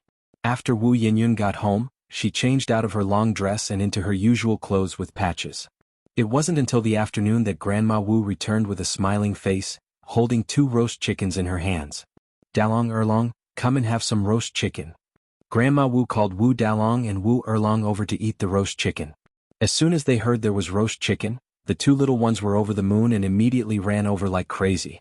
Wu Erlong tore off a chicken leg. He'll bring this chicken leg to big sister to eat. Wu Grandma's face darkened. You are not to give it to her.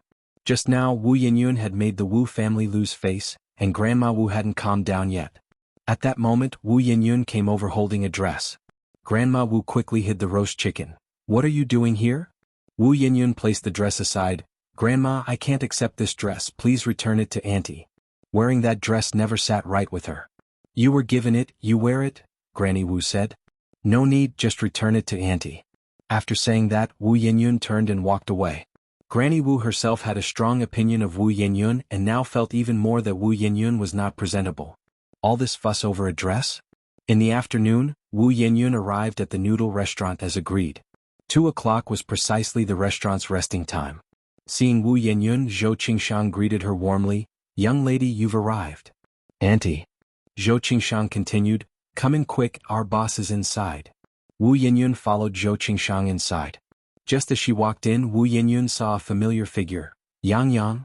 And Yang was also a bit surprised and said with a smile, Aunt Zhou, is this young lady the one you mentioned was coming to apply for a job? Zhou Qingshang was also taken aback, nodded and said, yes, that's her. Yang Yang, you two know each other? And Yang pulled up a chair for Wu Yinyun to sit down. More than just acquaintances, were good friends too. And Yang had a good impression of Wu Yinyun. This young girl always gave her an unexplainable sense of affinity. Wu Yinyun looked at Yang with undisguised surprise in her eyes. Yang, you're the boss of this place? And Yang nodded, yeah. Yang, you're incredible.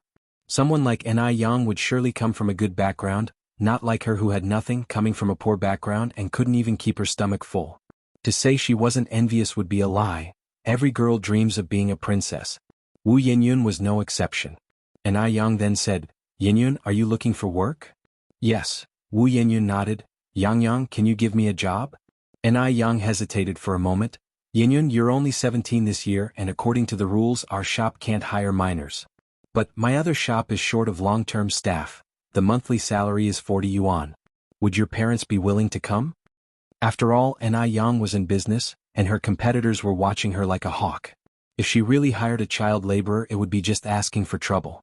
As the saying goes, the bigger the tree, the harder it is to stay out of the wind. Currently, she couldn't take such risks. However, she really wanted to give Wu Yinyun a hand, so she suggested hiring Wu Yinyun's parents. A monthly salary of 40 yuan? These words made Wu Yinyun's eyes light up. Wu Jinshu and Yen Erji's combined monthly salary was barely 20 yuan. If they worked for Yang, they could make 80 yuan a month. With those 80 yuan, she wouldn't have to worry about her 2 brothers' schooling and food and clothing problems anymore. Wu Yinyun said excitedly, my parents can really come to work? And Yang nodded, yeah. Wu Yinyun said with some concern, but my parents are illiterate and my dad has a disability. His right hand is missing the little finger. Can they really come to work? It was precisely because Yen Erju was illiterate and Wu Jinshu had health issues that they never found a good job. Otherwise their family wouldn't be struggling to get by. It's okay, and Yang continued, as long as uncle and auntie don't mind, doing cleaning work doesn't require literacy, and it's relatively light and doesn't require much strength. Chapter 828. Domineering. The noodle restaurant's cleaning job mainly involves tidying up tables and sweeping floors, which isn't considered heavy labor for someone used to hard work. Yang, are you serious? Wu Yinyun asked with a hint of disbelief. And Yang nodded. Of course I'm serious. Do you think I would joke about something like this? By the way, are your parents home? If they are, have them come over for a trial. If they think it's good, they can start working tomorrow morning. Wu Yinyun excitedly said, they're at home. I'll go and call them over right now. Wu Jinshu and Yen Erju were actually not at home, but Wu Yinyun didn't want them to miss such a good job opportunity. Alright Yinyun, don't rush. They'll be in the shop all day today. Hearing this, Zhou Qingshang looked at Yang in surprise. Since there were several stores, Yang usually spent no more than 2 hours in each shop. Today, to help Wu Yinyun, she said she would stay in the shop the entire day. Then Yang, I'll be right back. Wu Yinyun ran towards the door. Fortunately, the place where Wu Yinyun worked wasn't far from here. She first went to the rice shop where Yen Erju worked. In the mild May weather, Yen Erju was nevertheless sweating profusely as she carried a 160-pound bag of rice up to the second floor of the rice shop. There were many workers in the rice shop who carried rice bags, but they were all strong men. It was quite rare to see a woman like Yen Erju doing such work. Therefore, everyone admired Yen Erju greatly. Erju, your daughter's here, a co-worker told Yen Erju. Although Wu Yinyun seldom came to the rice shop, she was very beautiful, so everyone remembered her. My elder daughter is here? Yen Erju dropped the bag of rice and casually wiped her forehead with her sleeve. Yes, she's waiting for you outside right now. Oh, then I'll go right away. Yen Erju put her sleeve down. Normally, Wu Yinyun wouldn't come to the rice shop to find her unless something happened at home. With this thought, Yen Erju felt a sudden rush of anxiety and hurried towards the door. Xiaoyan, why did you come? Is something wrong at home? No, Wu Yinyun shook her head. Mom, I found a better job for you and Dad. Please take a leave and then come for an interview with me. Relieved that nothing was wrong at home, Yen Erju asked, what kind of good job?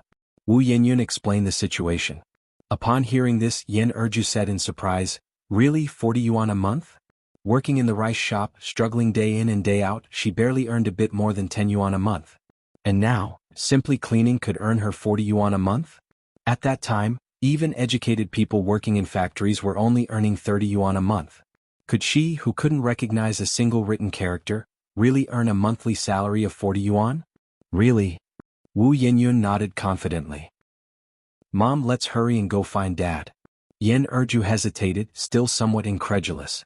Xiaoyan, you're not being fooled by someone, are you? Wu Yinyun smiled and said, Yang isn't a cheat.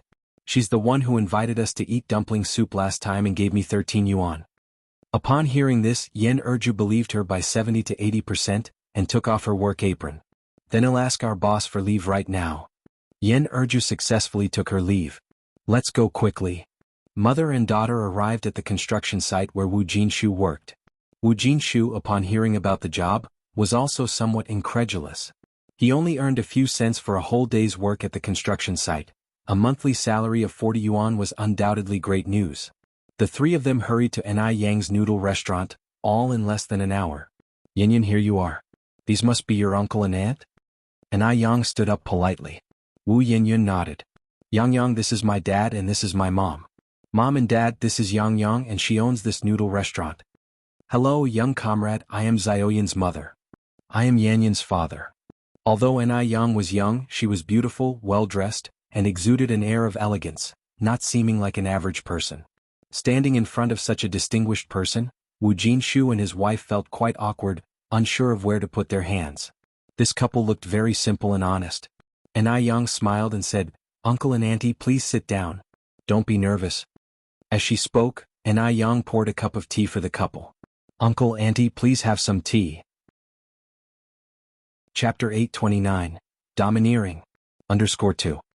Thank you, we're not thirsty, Yen Erju said nervously as she slightly bowed. Ni Yang continued, how old are you two this year, Uncle and Auntie? Wu Jinshu was so nervous he wasn't sure what to say, but Yen Erju was more composed. I am 34 this year and Xiaoyan's dad is 35. Ni Yang smiled and said, then Uncle and Auntie are about the same age as my mom. She is 38 this year and my dad is a bit older than you all. Yen Erju said, we are just poor folks, how could we compare with you? We all come from a farming background, having walked through hard times. There are no levels among us. When my mom and I first came to Beijing 2 years ago, we almost didn't have a place to stay. Luckily, we met a kind soul on the train who provided us a foothold, Ni Yang said. Hearing Ni Yang say this, the nervousness in Yen Erju's heart lessened considerably, and she was also somewhat surprised. She had not expected that Ni Yang was also a farmer's daughter. Yen Erju wasn't the only surprised one, Wu Yinyun was as well. Especially Wu Yinyun, who had always assumed that Ni Yang came from a wealthy background. She had not expected that Ni Yang's past was just like hers. In just 2 years Ni Yang had achieved so much, she was truly impressive. Where are you originally from? Yen Erju asked. Ni Yang smiled slightly, we're from Dam Village. Dam Village? A delighted expression appeared in Yen Erju's eyes. You're from Dam Village? We're from Haiqing too and we live in the village right next to yours. In the vast sea of people in Beijing, it's not easy to come across someone from the same hometown. Ni Yang was a bit surprised as she said, really? Seeing that Yen Erju and the others were getting more relaxed, Ni Yang continued, Uncle and Auntie, Yinyun has already talked to you about the salary, right? 40 yuan a month, work 6 days and rest 1, so you have 4 rest days each month. You'll also receive benefits during the Dragon Boat Festival, Mid-Autumn Festival and Spring Festival. There are rest days and benefits too. This treatment is really too good. Yen Erju was a bit amazed. She hadn't expected the salary to be so high and to still include rest days. Ni Yang nodded, Uncle and Auntie, if you agree, come along with me now to see the work environment. We agree. Of course we agree. Yen Erju nodded eagerly. With such a great job opportunity, it would be foolish not to agree. Then Uncle and Auntie, please come with me. The other noodle restaurant was a bit far from here. And Yang took the three of them there by taxi. The taxi had exactly 5 seats. This other branch of the noodle restaurant was considerably larger than the previous one, with 2 stories, both upstairs and downstairs. Although the storefront was large, it was still overwhelmed with diners. The store manager of this branch was Gooden's mother, Han Xiaoqin. Yang. Seeing Yang arrive, Han Xiaoqin quickly came out to greet her. Yang continued, Auntie Han, this is my good friend Wu Yenyun, and these are Yanyun's parents.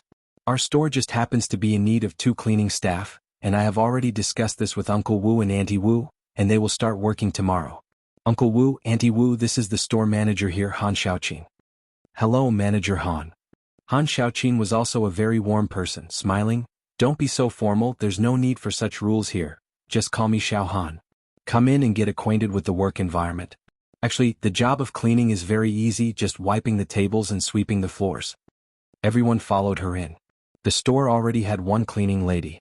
After looking around the store for a while, Yan Erju and Wu Jinshu felt completely stress-free. Cleaning here was just like doing housework.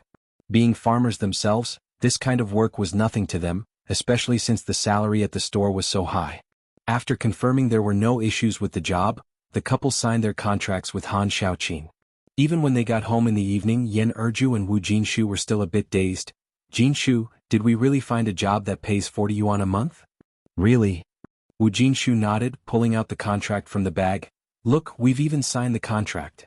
Yan Erju, overwhelmed with joy, didn't know what to say and just clung to Wu Jinshu's wrist. Jinshu, how much will our combined salary be then? It'll be 80. Wu Jinshu answered. 80. Yan Erju laughed out loud with joy. 80? With these 80 yuan, we can send all 3 kids to school and never have to worry about not having the rent money again. Chapter 830, Domineering. _3. A month is 80 yuan, a year is 960 yuan. In the past, they could only earn a bit more than 200 yuan a year, and now it has increased nearly 5-fold. Seeing how happy her parents were, Wu Yenyun was also very happy. What made her happy was that she could finally go to school. Her parents no longer had to worry about making a living in the future. For a poor family, education is the best way out. Once she got into university, she would lead her family to a better life. Yan Erju turned her head to look at Wu Yenyun and said with a smile, Xiaoyun, the fortune teller in our village was right after all. You are the auspicious star reincarnated from heaven, capable of bringing good fortune to our family. Wu Yenyun replied, Mom, that's all superstition. I think we really ought to thank Yang. If not for her, you and Dad wouldn't have found such a good job. Neither Wu Jinshu nor Yan Erju could read, and Wu Jinshu had a disability, which meant that no shop would normally hire them. Yan Erju nodded her head. You're right, we should thank Yang properly. Speaking of which, Yang is really capable too, owning several storefronts and even becoming a boss at such a young age. She looks only around 17 or 18. By the way, Xiaoyun, how did you meet Yang? Wu Yenyun answered, Yang and Xiaoyu are classmates and good friends. I met her through Xiaoyu. Oh, I see. Just then, Grandma Wu walked in from outside, carrying 2 strips of pork in her hand. Erju, take this meat and stir-fry it for the kids to ease their cravings. Yan Erju exclaimed in surprise, Mom, where did you get this meat from? At that time, pork fat was 2 yuan per jin, and the 2 strips of meat that Grandma Wu had were at least 3 to 4 jin, which was worth 7 to 8 yuan. The Wu family was so poor that even money was scarce. Where could Grandma Wu get the money from? Grandma Wu replied, Of course I bought it. What, you think I stole it? Yan Erju took the strips of pork. Was it Jin who gave you the money?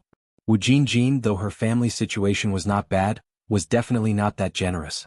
Usually, the gifts she gave were secretly passed to Grandma Wu, like a couple of lard cakes or 2 chicken legs. Grandma Wu gave Yan Erju a glance. It's my own money. What's the matter? You don't allow this old woman to have some private savings. No, that's not what I meant. Yan Erju quickly shook her head, then said to Wu Yenyun, Xiaoyun, let's go cook in the kitchen. Okay. Wu Yenyun nodded her head and followed Yan Erju's footsteps. After the mother and daughter left, Wu Jinshu said to Grandma Wu with a smile, Mom, I've got some good news for you. What good news? Asked Grandma Wu. Wu Jinshu replied, Yenyun helped Erju and me find new jobs at the noodle restaurant, cleaning for 40 yuan a month. We get 4 days off each month and there are benefits during the holidays too. Under normal circumstances, Grandma Wu would have been delighted to hear this. But today she showed little reaction. After all, she had seen a bit of the world by now. Grandma Wu said, 40 yuan a month, what's that? Put together you two merely earn 80 yuan. Over 12 months, that's only 960 yuan. At this rate, when will you be able to buy a 2-story house with a yard in Beijing? The Wu family alone gave 3,000 yuan as a bride price, which could let Wu Jinshu and Yan Erju work for 3 years. Not to mention, it included a 2-story house. Wu Jinshu did not expect this reaction from Grandma Wu. Mom, when did you get so extravagant? You're even looking down on 40 yuan? Keep in mind, I used to earn just a few cents per day working on the construction site. Grandma Wu glanced at Wu Jinshu. That was then, this is now. I've done my research. In Beijing, building a 2-story house costs at least 20,000 yuan. Those 20,000 yuan, even if both of you didn't eat or drink, would take 20 years to save. After those 20 years you would both be old and the kids wouldn't need spouses anymore. Wu Jinshu laughed. Money is earned gradually, don't worry. At that moment, Wu Jinshu suddenly remembered something Ni Yang had said in the afternoon, and continued, good days are created from bad ones. I believe that our family's life will keep getting better. Grandma Wu snorted, without me in this house, you can forget about the days ever getting better. With that, she turned around and headed inside the house. Chapter 831, Domineering. _4. Wu Jinshu scratched his head in confusion. Why did he feel like there was more to his mom's words? It was so strange. However, Wu Jinshu's confusion was soon diluted by the braised pork Yan Erju served up. Now that the couple had new jobs, their life was looking up. They enjoyed the meal with a sense of ease and deep satisfaction. As evening fell, Ni Yang returned to the Zheng family home. The Zheng patriarch and matriarch were at home, taking care of little Ni Yun. Grandpa and Grandma, where are my dad and mom? Ni Yang walked in and not seeing Ni Tsuehua or Shengguan Dehui, asked curiously. Their parents went to the orphanage and have not come back yet, Mrs. Zheng said. Only then did Ni Yang remember that Ni Tsuehua would go to the orphanage every Wednesday with Shengguan Dehui to bring clothes and food, and to spend time chatting and playing games with the children. Ni Tsuehua rarely spoke of it, but in fact she had never forgotten those 3 abandoned daughters. She filed a report at the police station and provided a blood sample, hoping that one day she could find those 3 poor children. Going to the orphanage was also a way to accumulate blessings for those 3 children. Ni Yang nodded her head. Just at this moment, Zheng Suyu suddenly rushed down from upstairs, yelling, "There's a ghost trying to kill me. Sister, save me." Even though she was clearly insane, she still recognized Mrs. Zheng and hid behind her. "Don't be afraid, Suyu, don't be afraid," Mrs. Zheng said as she protected Zheng Suyu behind her. "There are no ghosts in this world." There are ghosts. Really, there are," Zheng Suyu said, looking around in terror. "Look there, that's a ghost." "That too. They're all ghosts. All of them are ghosts. Not a single good person." "Madam, don't be afraid. Shall I help you fight off the ghosts?" Ni Yang walked over to Zheng Suyu and casually took her hand. "No, no." Zheng Suyu shook her head frantically. "You're a ghost too. You all are. Don't harm me. Don't harm me. I didn't see anything." Zheng Suyu's condition was getting worse by the day, to the point where even when Ni Yang placed a golden needle in her Laogong acupoint, it had no effect. Ni Yang narrowed her eyes slightly, capturing Zheng Suyu's last sentence accurately. She looked up at Zheng Suyu. "You saw something, I know you did. What did you see?" "I didn't see anything, I didn't see anything," Zheng Suyu said in agony, clutching her head, becoming increasingly panicked. There seemed to be nothing in front of her, yet she acted as if she were staring into a bottomless hell. "I didn't see anything. Don't harm me." Watching Zheng Suyu's condition deteriorate, Ni Yang swiftly knocked Zheng Suyu out with a chop of her hand. Mrs. Zheng was startled. Yang, what are you doing?" Ni Yang continued, "It's okay, Grandma, don't worry, I'll take Madam upstairs to rest now." There were certain things that Ni Yang could not discuss directly with Mrs. Zheng, not because she distrusted Mrs. Zheng but others. So, some things it was better if she kept to herself. Thus, Mrs. Zheng looked on as Ni Yang carried Zheng Suyu on her back and headed upstairs. Such strength. Mrs. Zheng watched, flabbergasted. Little Ni Yun clapped and laughed. "Sister is so powerful." After bringing Zheng Suyu upstairs and covering her with a blanket on the bed, Ni Yang realized that Zheng Suyu's hysteria was becoming more severe. She needed to figure out the 13 ghost gates acupuncture technique soon. Judging by what Zheng Suyu had said today, she most definitely knew some secret. The next day, Wu Jinshu and his wife Yan Erju went to work at the noodle restaurant. Both of them were honest people who greatly valued their jobs. They cleaned meticulously, never slacking even a bit, and they were friendly to boot. The other employees at the restaurant also took quite a liking to these two new colleagues.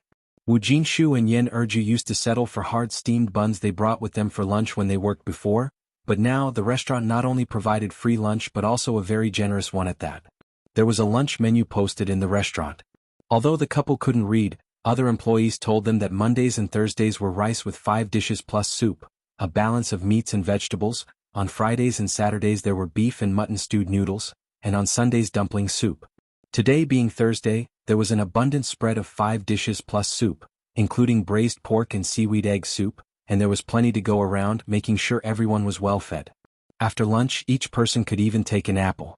The good working conditions meant that the employees were enthusiastic in their tasks. Chapter 832, Dominant. _5. So, in Ni Yang's noodle restaurant and milk tea shop, including other shops, there had never been a case of an employee resigning unless it was for an irresistible reason. This was also a main reason for Ni Yang's success. She never acted like a blood-sucking capitalist. Days passed by peacefully for 2 days. On the 3rd day Wu Jinjin found Grandma Wu. "Mom, Wu Chang's mom came to see me yesterday." Grandma Wu was shaking out new clothes she had bought for Wu Jinshu and her 2 grandsons. What did she want? Wu Jinjin, speechless, said, "You did take 3,000 yuan from her. What do you think she wants? Who takes money and doesn't do anything?" Only then did Grandma Wu remember that she had arranged a marriage for Wu Yenyun and had taken 3,000 yuan from them. "Right, if you didn't mention it, I would have almost forgotten about this matter." She had been too happy these past few days. Wu Jinjin continued, "Have you told my brother and sister-in-law about this?" "Not yet." Grandma Wu shook her head. Wu Jinjin became anxious. "Why haven't you said anything? Wu Chang's mom is eager to meet." Only then did Grandma Wu realize the urgency. "Jinjin, how do you think I should tell them?" Wu Jinjin said, "Just say it however. It needs to be said sooner or later and it's not a big deal. Wu Chang's family gave us so much stuff. My brother and sister-in-law might be thrilled." Grandma Wu nodded. "Yes, you are right. What did Wu Chang's mom say? When does she want to visit?" Wu Jinjin continued, "The 18th of this month would be good." "The 18th of this month? There are only a few days left, today is already the 15th. Grandma Wu said. Wu Jinjin smilingly said, "After all, Wu Chang is also getting on in age and his mom is anxious to have grandchildren. It's normal for her to be a bit anxious." Grandma Wu nodded. Today, since the couple was not working after Wu Jinjin left, Grandma Wu took out the new clothes she had bought for the 2 children and Wu Jinshu. "Jinshu, these are for you and the kids." Wu Jinshu was surprised. "Mom, did you buy these for me?" Grandma Wu nodded. Yen Erju was even more puzzled. Where did Grandma Wu get so much private money from? But as a daughter-in-law, it wasn't appropriate for her to ask directly. Seeing the new clothes, the 2 children were ecstatic. Wu Jinshu continued, "Mom, did you really buy these? The fabric looks quite good. These must have cost a good amount of money, right?" Grandma Wu didn't directly answer Wu Jinshu's question but instead said, "Try them on and see if they fit." Wu Jinshu put the clothes on the table. "Mom, tell me honestly what's going on with these clothes? Otherwise I won't try them on." "I bought them with private money," Grandma Wu said. Wu Jinshu sensed something was amiss. These clothes must cost at least 10 yuan. "Where did you get so much private money?" "You don't need to worry about that." For a moment, Grandma Wu hadn't figured out how to explain the situation to Wu Jinshu and Yen Erju. "Mom, lately you've been buying meat and clothes. Tell me honestly, where is all this money coming from?" Wu Jinshu suddenly became serious. Grandma Wu shivered inexplicably and stood up. "Come with me for a moment." Wu Jinshu followed Grandma with steps. Yen Erju watched the mother and son with a puzzled look, curiosity filling her eyes. What could they not say in front of her, having to whisper secretly? After so many years, her mother-in-law still treated her as an outsider. They entered a room and closed the door. Wu Jinshu's eyelids twitched several times, sensing that something significant was about to happen. "Mom, what exactly has happened?" Grandma Wu pulled Wu Jinshu to sit down. "Jinshu, sit first."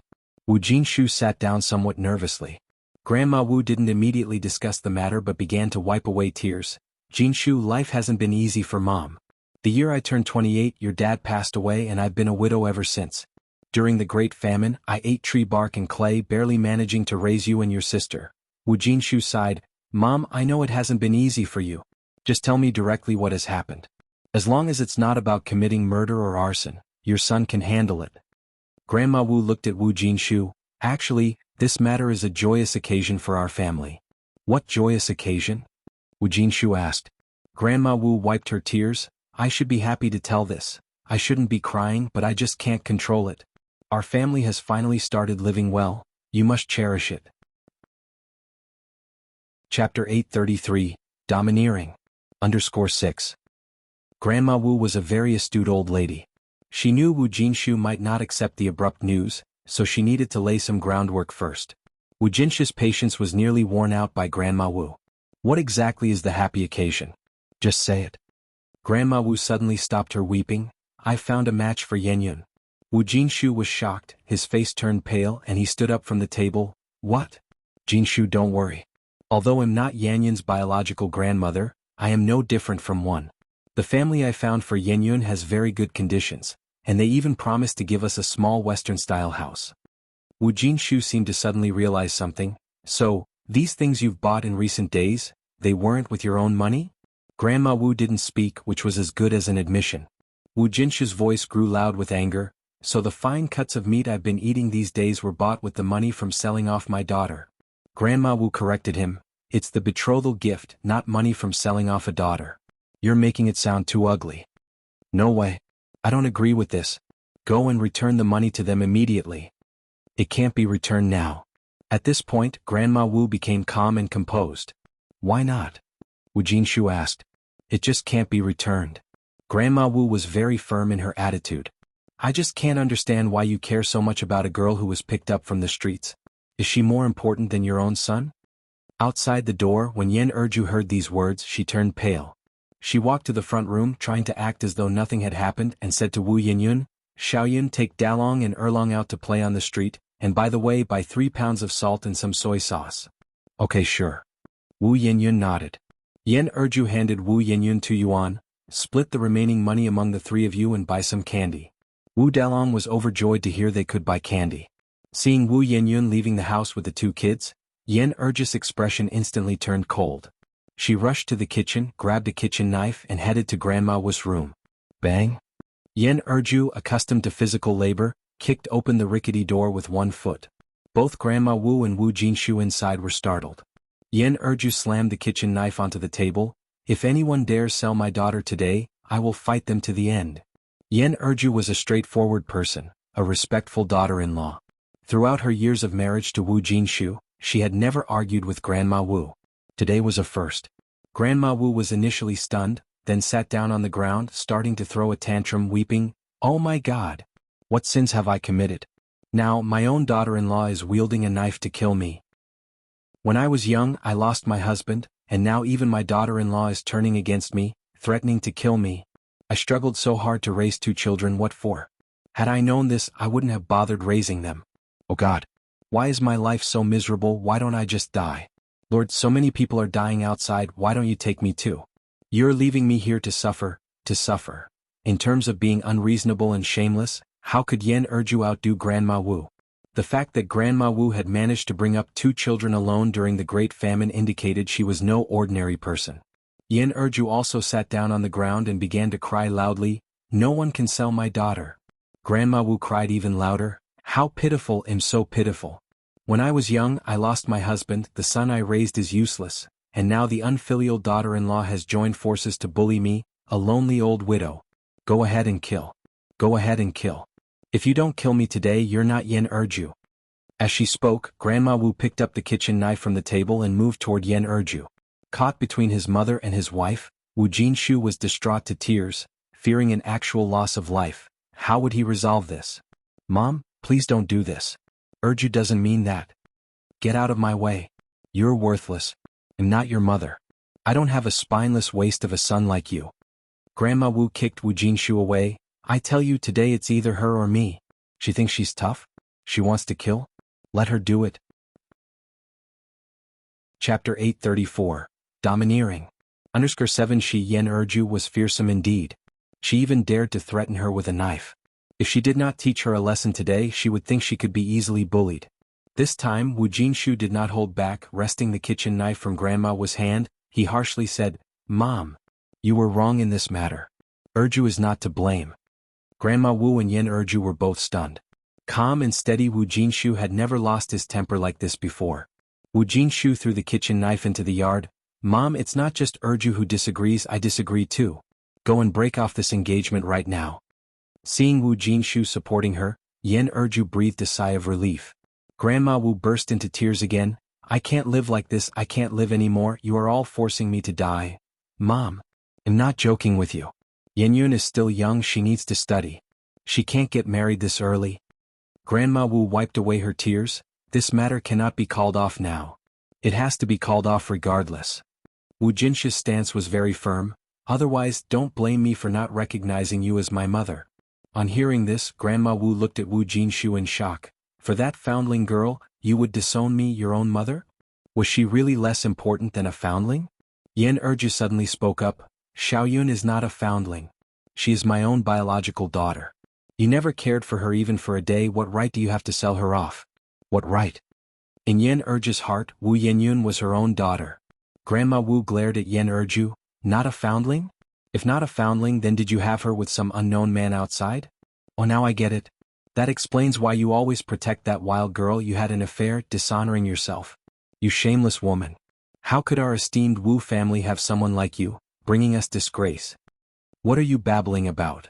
Yen Erju was angrily triggered. Being an honest person, she could not tolerate such baseless accusations from her mother-in-law. I am done arguing with you today. Yen Erju and Grandma Wu started physically fighting. Wu Jinshu massaged his temples in agony. Yen Erju was truly enraged, not holding back in her attacks, and though Grandma Wu was no pushover, she was getting on in years. She was no match for Yen Erju. Wu Jinshu thought it was about time and pulled them apart. Grandma Wu sat on the ground, crying her heart out, with 3 scratch marks on her face from Yen Erju. Yen Erju was not much injured, but her hair had been yanked out in clumps by Grandma Wu. Both were in a sorry state. After a long while, the atmosphere finally calmed down a bit, and Wu Jinshu took hold of Grandma Wu, saying, Mom, come with me to Wu Lan's house right now and clear up this matter. It's unfixable. Grandma Wu pushed away Wu Jinshu's hand. I've already received 3,000 yuan as a betrothal gift from Wu Lan's brother, bought a bicycle and a sewing machine for your sister, and 2,000 yuan is lost. Calling off the marriage sounds easy. Do you have 3,000 yuan? 3,000 yuan? For a family like Wu Jinshu's, 3,000 yuan was an astronomical figure. Wu Jinshu was stunned. After that statement, Grandma Wu moved to the bed to lie down, turning her back to Wu Jinshu and Yen Erju. I've already told everyone they are coming to our house the day after tomorrow to dine and fix the wedding date. You all have to agree whether you agree or not. Otherwise, you might as well kill me, I don't want to live anymore. You're tuning in to the Han Li's Wuxia Adventures YouTube channel. We're so grateful for your support, and don't forget to subscribe to join us on this incredible journey through captivating stories. Your generosity through donations truly makes a world of difference, as it's the primary source of revenue that allows me to expand and enhance this channel for you. Thank you from the bottom of my heart for being a part of this adventure.